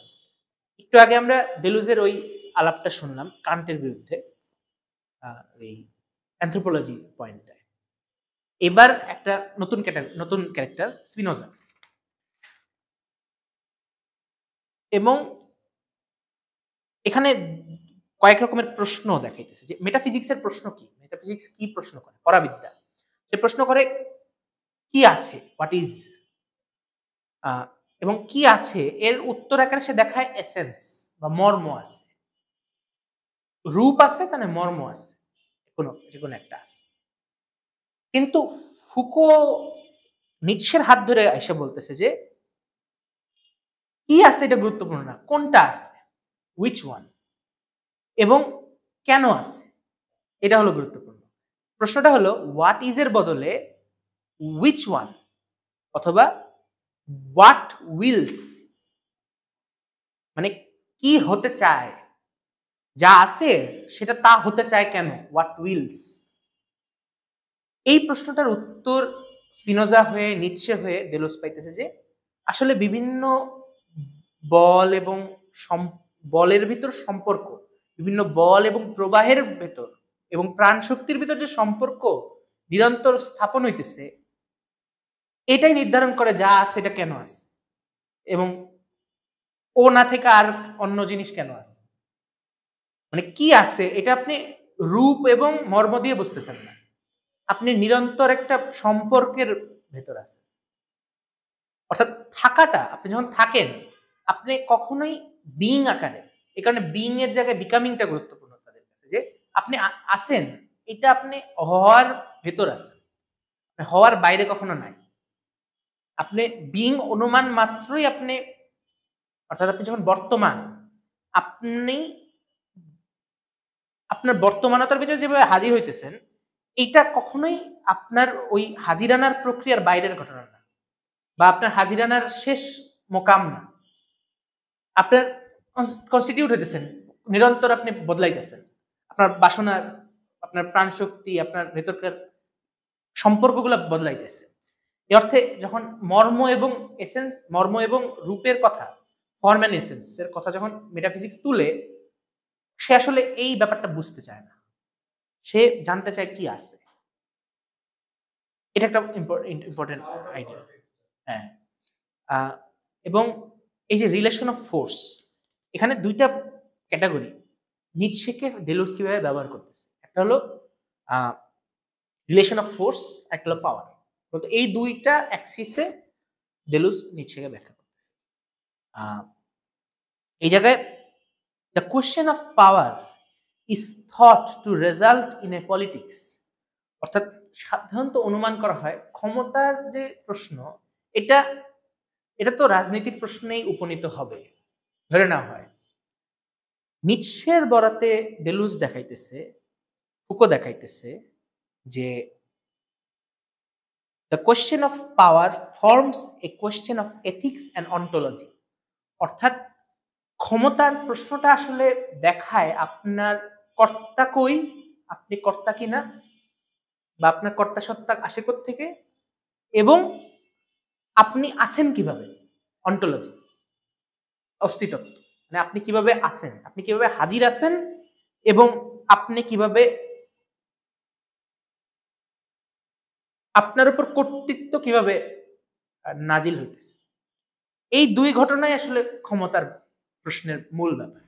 তো এতদিন যখন ক্ষমতার ব্যাখ্যা করতেছে সবাই এটাকে ইয়ার ব্যাপার মনে করছে, রাষ্ট্রতত্ত্বের ব্যাপার মনে করতেছে, এটাকে পলিটিক্যাল ফিলোসফির ব্যাপার মনে করতেছে। ফুকো এসে দেখাইলো যে ক্ষমতার প্রশ্নটা তো আসলে আপনার আমিকে তৈরি করে, আপনার যে সাবজেক্ট, আপনার যে সেলফ, ক্ষমতা তো শুধুমাত্র আপনার উপর কোয়ার্সিভ, পিউনিটিভ, মানে আপনার উপর দমনমূলক বা আপনাকে শাসন করতেছে, ক্ষমতা তো শুধু এটা না, আপনার রূপ কি রূপে আপনি আছেন এবং আপনার কর্তাসত্তার রূপটাও কি, এটা ক্ষমতা দেখায় দেয়। এই জায়গা থেকে ক্ষমতার একটা খুবই ইন্টারেস্টিং ব্যাখ্যা, কারণ সাধারণত আমরা ফুকো আবছাভাবে যখন তাকাই তখন মনে হয় যে ক্ষমতা মানেই প্রিজন, স্কুল, হসপিটাল, অ্যাজাইলাম, ক্ষমতা, এবং সে ব্যাখ্যা করতেছে কিভাবে বিভিন্ন যুগে আহ, কিভাবে টর্চার করা হইতেছে, কিভাবে পানিশ করা হইতেছে, ডিসিপ্লিন এন্ড পানিশের যে আলাদা।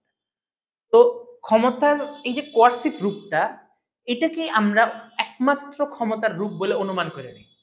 এই প্রশ্নটা আমাদের ওই পাঠ্যকের ইয়ার আলাপের সাথে গুরুত্বপূর্ণ, গাঠনিক ক্ষমতার সাথে গুরুত্বপূর্ণ, যে ক্ষমতা মানেই যে খারাপ, এটাকে ফুকো অনুমান করে নিছে, এটা সে অনুমান করে নেয় নাই। সে নিটশে এবং স্পিনোজার বরাতে এটা দেখাবে যে ক্ষমতা আসলে গাঠনিক, এবং এই সূত্রটা আমি বের করছি এখান থেকে।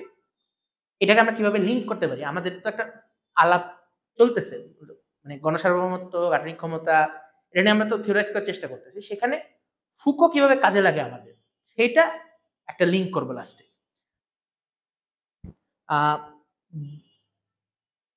What draws Deleuze to both Nietzsche and Spinoza is the expression of power of affirmation, অর্থাৎ এই যে আছে, থাকা, এবং এই আছেটা অলওয়েজ একটা সম্পর্কের ভেতর, এটা আকর্ষণ করছে ডেলুজকে। এবং Deleuze unifies with Nietzsche and Spinoza opposed to Hegel. এবং এই পার্টটা ইম্পর্টেন্ট, কারণ হেগেল তো তখনকার সময়ে বিরাট ক্যারেক্টার, এবং এটা নিয়ে আমরা একটা আলাপ করব ইনশাল্লাহ, যে হেগেল কিভাবে বড় ক্যারেক্টার হয়ে উঠছে। এই যে নিটশে কিভাবে বড় ক্যারেক্টার হয়ে উঠছে, এরকমও হেগেলেরও একটা ইতিহাস আছে, একটা বড় ফিগার হয়ে ওঠে, এবং হেগেলের বিভিন্ন পাঠ কিভাবে দাঁড়াইছে। কিন্তু এই আলাপে কনটেক্সটে ইম্পর্টেন্ট হলো Hegel represents classical philosophy, classical western এনলাইটেনমেন্টের ফিলোসফি। সে সবচেয়ে বড় দানব, যার মোকাবিলা দেলুজদের করতে হইতেছে। এবং দেলুজ এক জায়গায় তার লেখালেখিকে অ্যান্টি হেগেলিয়ানিজম বলছে, যে, এবং এই আলাপটা আমি বেশিক্ষণ থাকবো না। হেগেল কি দোষী কিনা, Hegel as such as a philosopher, এখানে এই প্রবন্ধে একটা বাক্য দেখলাম যে Hegel is not the only culprit, মানে হেগেল একমাত্র কালপ্রিট না, বরং he simply is the culmination of metaphysical tradition, অর্থাৎ যে পরাবিদ্যার যে সিলসিলা গড়ে উঠছে হেগেলের আগে পরে এবং তাকে ঘিরে, that associates difference with opposition and the negative, অর্থাৎ পার্থক্য বা ভেদ। এখানে আপনি বাংলার ভাবের সাথে একটা মিল পাবেন, যে পার্থক্য পাবেন, যে ভেদকে আপনি দুইয়ের পার্থক্য আকারে দেখাইতেছেন, এবং এটাকে আপনি একটা সেকেন্ডারি ক্যারেক্টারিস্টিক হিসেবে দেখেন, অর্থাৎ বস্তুর ভিতর মিলটাই প্রধান, ভেদটা হলো পরে। এই যে আপনি হায়ারার্কি তৈরি করতেছেন between identity and difference. Identity মানে কি, মিল, অর্থাৎ বস্তুর ভিতর বা রূপের ভিতর, মর্মের ভিতর যে আইডেন্টিটি, এর কাছে ডিফারেন্স এটা হলো সেকেন্ডারি। এই যে এইটাকে যে রিপ্রেজেন্ট করে হেগেল, মূলত ডেলুজরা আক্রমণ করতেছে এইটাতে, এবং সে দেখাইতেছে যে Deleuze sets out to develop an ontology of difference, অর্থাৎ ডেলুজ দেখাইতেছে যে এই ভেদের উপরেই আসলে একটা অস্তিত্ব নির্মাণ করে দেওয়া সম্ভব। কি অর্থে? ওই যে একটু আগে যে বললাম, অর্থ তৈরি হয় কিভাবে, ভেদের মাধ্যমে। শব্দ, আমরা ক্লাসিক্যালি অনুমান করা হয় অর্থ থাকে শব্দের ভেতর, কিন্তু এটা তো এমনকি ওই সোসিউর হয়ে এটা প্রমাণ হয়ে গেছে যে আসলে ভাষার অর্থ শব্দের ভিতর না থেকে শব্দের সাথে শব্দের যে ভেদ, এই ভেদের ভিতর অর্থ ছুড়াছুড়ি করে, এবং ভেদকে প্রামাণ্যের অধীন মনে করা, এটা ডেলুজের অ্যাপ্রোচ ছিল, যে আপনি একটা অস্তিত্ব যেটা তাহলে হেগেল কি করছে দেখেন, মানে এটা ব্যাখ্যা, ডেলুজদের ব্যাখ্যা, যে আপনি নেগেশনকে এস্টাবলিশ করছেন, নেতি, এবং আপনাকে অ্যাফার্ম করতে হইলে এই নেতির নেতি ঘটায় আপনার আসতে হয়েছে। অর্থাৎ আপনি ঘোড়া পথে ঢুকছেন, আপনি অ্যাফার্ম করেন না, আপনি নেগেট করছেন, ডেকার্তের মতো সব আপনি সন্দেহ করছেন, এরপর আপনি নেগেশনকে নেগেট করছেন। এই যে চিন্তার যে পদ্ধতি, এই এবং এর বিপরীতে আপনি যদি স্পিনোজাকে রাখেন, সে কি করছে, সে অ্যাফার্ম করছে, কিন্তু এই অ্যাফার্মেশনে পৌঁছাইতে হেগেলরা কি করছে, নেগেশনের নেগেশন ঘটাইতে হচ্ছে তাকে, এবং ওই ভেদকে সে যে ঐক্যের সাথে ভেদের সম্পর্কটাকে সে একটা হায়ারার্কির ভিতর এস্টাবলিশ করছে। এইখানে while the primacy of identity, অর্থাৎ ঐক্যের যে প্রাধান্য, defines the world of representation, অর্থাৎ আপনি যখন রিপ্রেজেন্ট করেন কিছুকে, আপনি ধইরা নেন যে আপনার যে প্রাইমারি অবজেক্ট, এর সাথে আপনি আইডেন্টিটি ক্রিয়েট করতেছেন, আপনার পরবর্তী অবজেক্ট। তার রিপ্রেজেন্টেশন অনুমান করতেছে যে সে পূর্ববর্তী বিষয়ের সাথে পরবর্তী বিষয়ের মধ্যে ঐক্য স্থাপন করে করে আগায়, ভাষা অর্থ এভাবে তৈরি করে, এটা অনুমান করে সে। কিন্তু on the other hand, Deleuze's goal was to think difference in itself, independently of forms of representation, অর্থাৎ ভেদকে রূপের বাইরে চিনতে শিখা। অর্থাৎ রূপ তাড়া করতেছে মর্মকে, এর বাইরে খোদ ভেদের উপর নির্ভর করে একটা অস্তিত্ব ব্যাখ্যা করতে পারা, কেন আছে, এই আছেটাকে ব্যাখ্যা করতে পারা ভেদের দ্বারা, এইটা ইম্পর্টেন্ট ক্যাটাগরি। এবং বাংলার ভাবেও এই কারণে জ্ঞানের মানে প্রথম জ্ঞানটা হলো ভেদের জ্ঞান।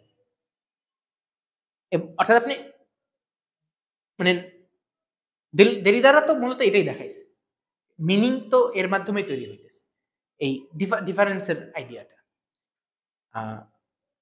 আর আরেকবার একটু ওই আগের আলাপে ঢুকি, এথিক্স এবং মোরালিটি, যে এখানে দেলুজের কোট করতেছি, এবং তারা এথিক্স এবং মোরালিটির সংজ্ঞা করতেছে। এটা কি? Morality presents us with a set of constraining rules that জাজ in relation to a transcendent value. অর্থাৎ নৈতিকতা হইল এমন কিছু বাধ্যবাধকতামূলক আইন যে আসলে আপনাকে বিচার করে কিসের সাপেক্ষে, কিছু দৈব অনুমানের সাপেক্ষে।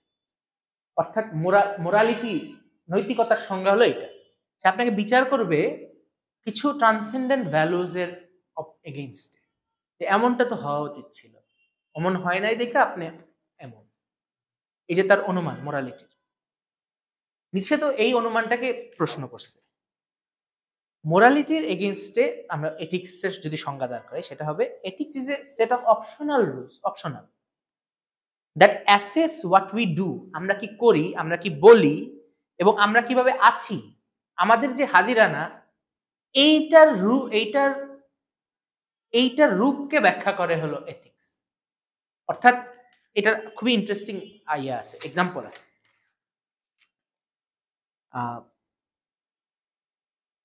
নিটশের কোট, যে to go beyond good and evil, নিটশের বইয়ের নাম তো beyond good and evil. Beyond good and evil শুনে মানুষ মনে করে ও তো অনৈতিকতার দর্শন, ইমোরালিটিকে মানুষ যেভাবে দেখে। এখানে দেলুজ একদম ভিন্নভাবে রিড করতেছে নিটশেকে, যে এবং নিটশের কোট করে, নিটশের রেফারেন্সেই সে এটা করতেছে, যে to go beyond good and evil does not mean to go beyond good and bad. এটার ব্যাখ্যাটা একটু পর করতেছি। অর্থাৎ গুড অ্যান্ড ইভিল এবং গুড অ্যান্ড ব্যাড, এই দুইটা আসলে একটা এথিক্সের সংজ্ঞা, একটা মোরালিটির সংজ্ঞা। আপনি যখন গুড অ্যান্ড ইভিল বলতেছেন, আপনি তখন আসলে মোরালিটি, আপনি একটা মোরাল ডিসিশন নিতেছেন, গুড অ্যান্ড ইভিল, যে আপনার একটা ট্রান্সেন্ডেন্ট ভ্যালু আছে, এটার সাপেক্ষে আপনি নির্ধারণ করতেছেন, বিচার করতেছেন। আর গুড অ্যান্ড ব্যাড এটা যখন আপনি বলতেছেন, এটা আসলে এথিক্সের সংজ্ঞা। এবং নিশ্চয় বলতেছে আমার তো এথিক্সের সাথে ডিল করার আমার ব্যাপার না। আমি অ্যান্টিক্রাইস্ট লিখতেছি যখন, আমি যখন খ্রিস্টিয়ান মোরালিটিকে ইয়ে করতেছি, আমার তো টার্গেট হলো এই ট্রান্সেন্ডেন্টাল ভ্যালুকে নাকচ করা। এবং এই ব্যাপারটা ক্যাশ করতেছে ইয়ারা, ডেলোজরা। এই ট্রান্সেন্ডেন্টাল ভ্যালু এটা তো মেটাফিজিক্সের গোড়া। এবং নিশ্চয় এই জায়গাটায় পার্থক্য করতেছে গুড অ্যান্ড ব্যাড বা এথিক্স। এটা আসে প্রবৃত্তি থেকে, ন্যাচারাল, এটা ন্যাচারাল। বা যেটা বলতেছিলাম গুড অ্যান্ড ব্যাড এটা ন্যাচারাল, ইয়া নিচ্ছে বলতেছে। কিন্তু গুড অ্যান্ড ইভিল এটা হলো ডিভাইন, অর্থাৎ এর পিছিয়ে আসলে ঐশ্বরিক বরাত। আমি যখন ঈশ্বরের মৃত্যুর ঘোষণা করতেছি, আমি তো ওই ডিভিনিটির চাই, পতন ঘটাইতে চাই। তো মোরালিটির ক্রিটিসিজম আমি যখন করি, আমি তো ওই ভ্যালুস গুলারই ক্রিটিসিজম করি। কিন্তু এর দ্বারা যে আপনি অনৈতিক হয়ে যাবেন, যা ইচ্ছা তাই করবেন, এইটার উসিলা তো আমার লেখালেখি না, নিচ্ছে বলতেছে। তো দেলুজ এখানে বলতেছে যে Deleuze distinguishes good and bad from good and evil in terms of distinction between ethical and the moral. এবং নিটশের দেলুজের কোট যে the good of ethics becomes the evil of morality and the bad of ethics becomes the good of morality. মানে এইটার ব্যাখ্যাটা আমি আরেকটু অন্যভাবে এখন একটু পর করব। অর্থাৎ একটু আগে আমরা যে দেখলাম ন্যাচারাল এবং ট্রান্সেন্ডেন্টাল বা ডিভাইন, এই দুইয়ের পার্থক্য, এথিক্স এবং মোরালিটি, নীতি এবং নৈতিকতার মধ্যে পার্থক্য। Spinoza shows us how ethics is a typology of immanent modes of existence. অর্থাৎ আপনি জগতে কিভাবে হাজির আছেন, আপনার এই বর্তমানতাটাই ব্যাখ্যা করে এথিক্স। আমরা স্পিনোজায় চলে গেছি আবার নিচে থেকে। এবং এটা এটা ওই লিঙ্ক করবে যে কেন ডেলুজ নিচ্ছে এবং স্পিনোজাকে ব্যবহার করতেছে। এথিক্স রিপ্লেসেস মোরালিটি ফর নিচ্ছে দেখাইতেছে যে মোরালিটি তো আপনার ন্যাচারাল না। আপনি এই পরের বাক্যে বলতেছে it always refers existence to transcendent values in contrast to the fictitious moral idea of good and evil. এই যে আপনার কল্পনা ভালো এবং খারাপের বা ফেরেশতা এবং শয়তানের। Spinoza claims we should consider good and bad naturalistically. অর্থাৎ আপনার ফিতরতের ভিতর যেটা ভালো এবং খারাপ হয়ে আছে, আপনি আপনার ফিতরতের ভিতর যে ভালো খারাপটা বুঝেন, টের পান, এর ভিতরে আসলে এটাই আসলে আইনের উৎস। আমরা যদি আমাদের আইনের আলাপটা ঢুকাই যে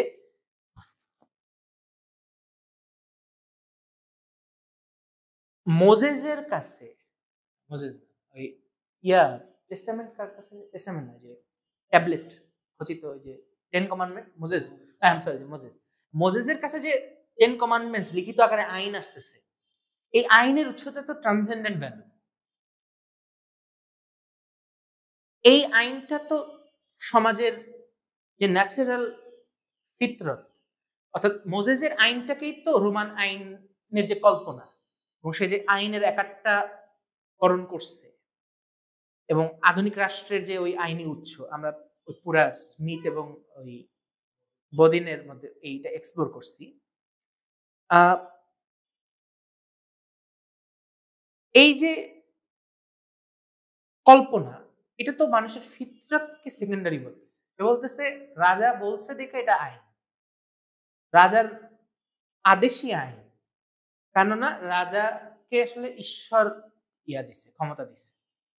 এই কথা যখন ওয়েস্টার্ন মডার্নিটি বলতেছে, এর ভিতরে সে কিন্তু ফিতরতকে করে ফেলছে, নাকচ করে ফেলছে। স্পিনোজার ভিতরে ওই উপাদানটা ছিল। স্পিনোজা বলতেছে কি ভালো এবং খারাপ, এটা তো কেউ করে দিবে না, নির্ধারণ করে দিবে না। যে স্পিনোজা কি বলতেছে, এটা যদি আমি একটু বাংলায় বলি দুই বাক্যে, যে যাহা আমার ফিতরতের সাথে যায় সেটাই ভালো, এবং যা যায় না সেটা খারাপ। অর্থাৎ মানুষ মারা কি আমার জন্য ভালো না খারাপ, এটা তো আমার প্রজাতিগত সত্তার সাথে এটা যায় না। তো আমি এটা অনুমান করতে পারি এটা এটা আমার ইয়ার পার্ট না, এটা আমার একই সাথে এথিক্যাল এবং মোরাল রাইটস। কিন্তু মোরালিটিকে যখন আপনি as a tools of control ব্যবহার করতেছেন, এবং আধুনিক রাষ্ট্র ওই খ্রিস্টান মোরালিটিকেই আসলে ট্রান্সলেট করছে আইন হিসেবে, তার ওই পাপের ধারণা, পুণ্যের ধারণা, ওইটাকেই সে সিভিল রাইটস, আপনি ভালো নাগরিক না খারাপ নাগরিক, সে ওইটার ভিতর ওই আলাপটাই সেকুলারাইজ করছে এখন। তো তো এখানে একটা ইমানেন্স এবং ট্রান্সেন্ডেন্সের মধ্যে একটা তর্ক আমরা দেখতেছি মূলত, যে good is what agrees with our nature, এবং যা আমাদের ফিতরতের সাথে যায় সেটা করে এটা কি?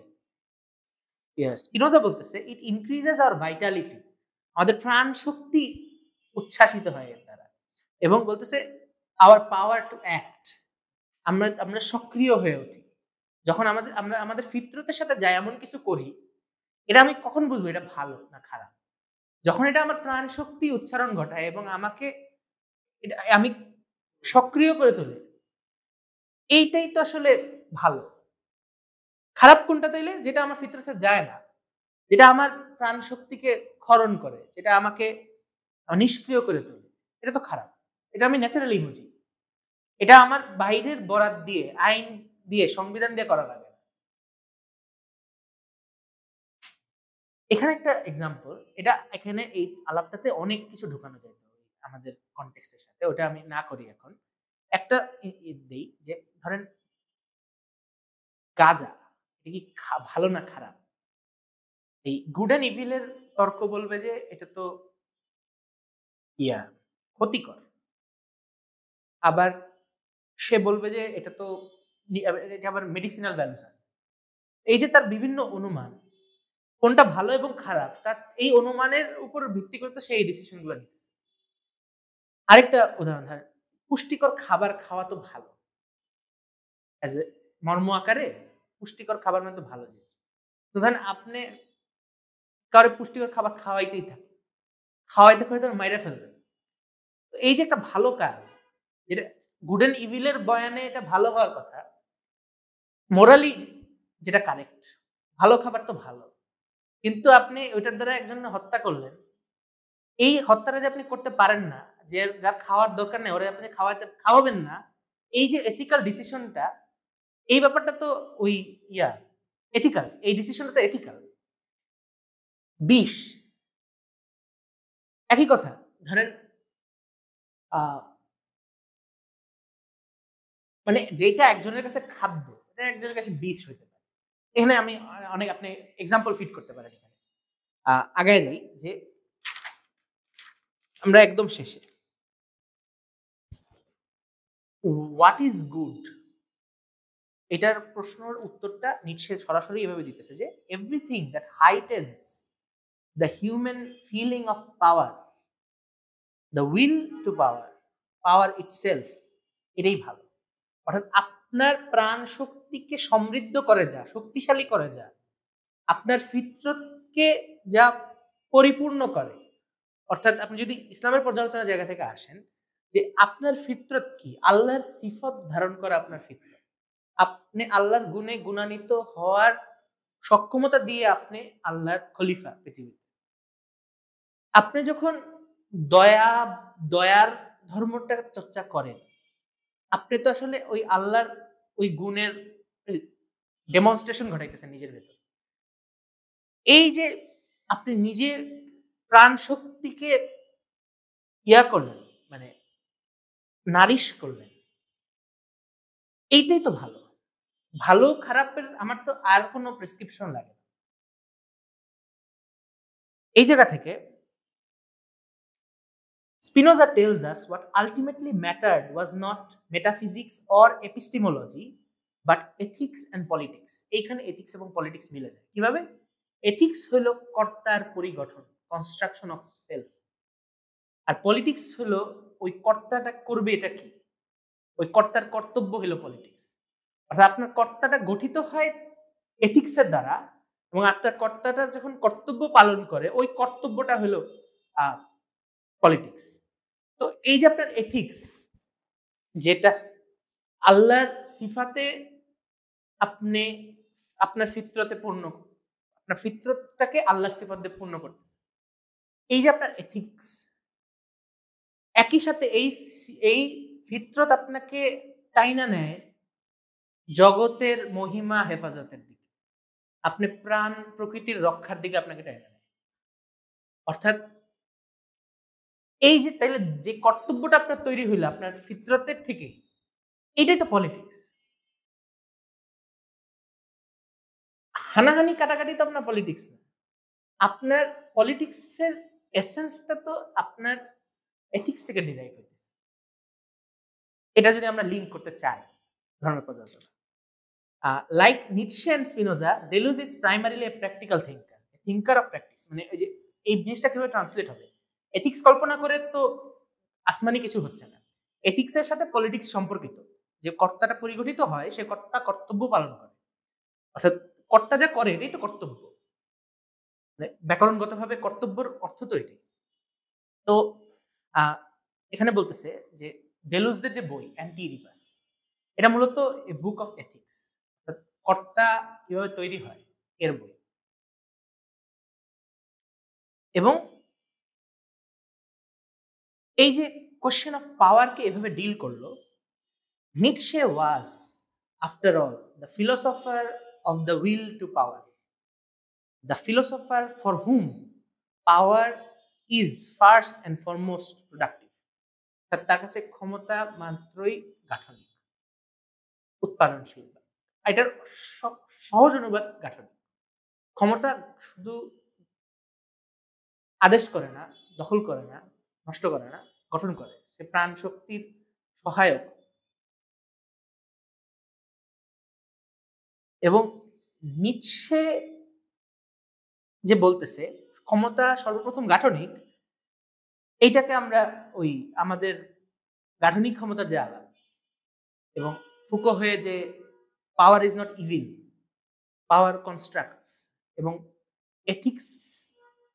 এথিক্সের দ্বারা আপনার কর্তা কিভাবে তৈরি হইতেছে, এবং পলিটিক্সের দ্বারা আপনার কর্তা কিভাবে কর্তব্য পালন করে, এই পুরা ব্যাপারটাই পাওয়ারের প্রশ্ন। আমাদের আলাপ শেষ।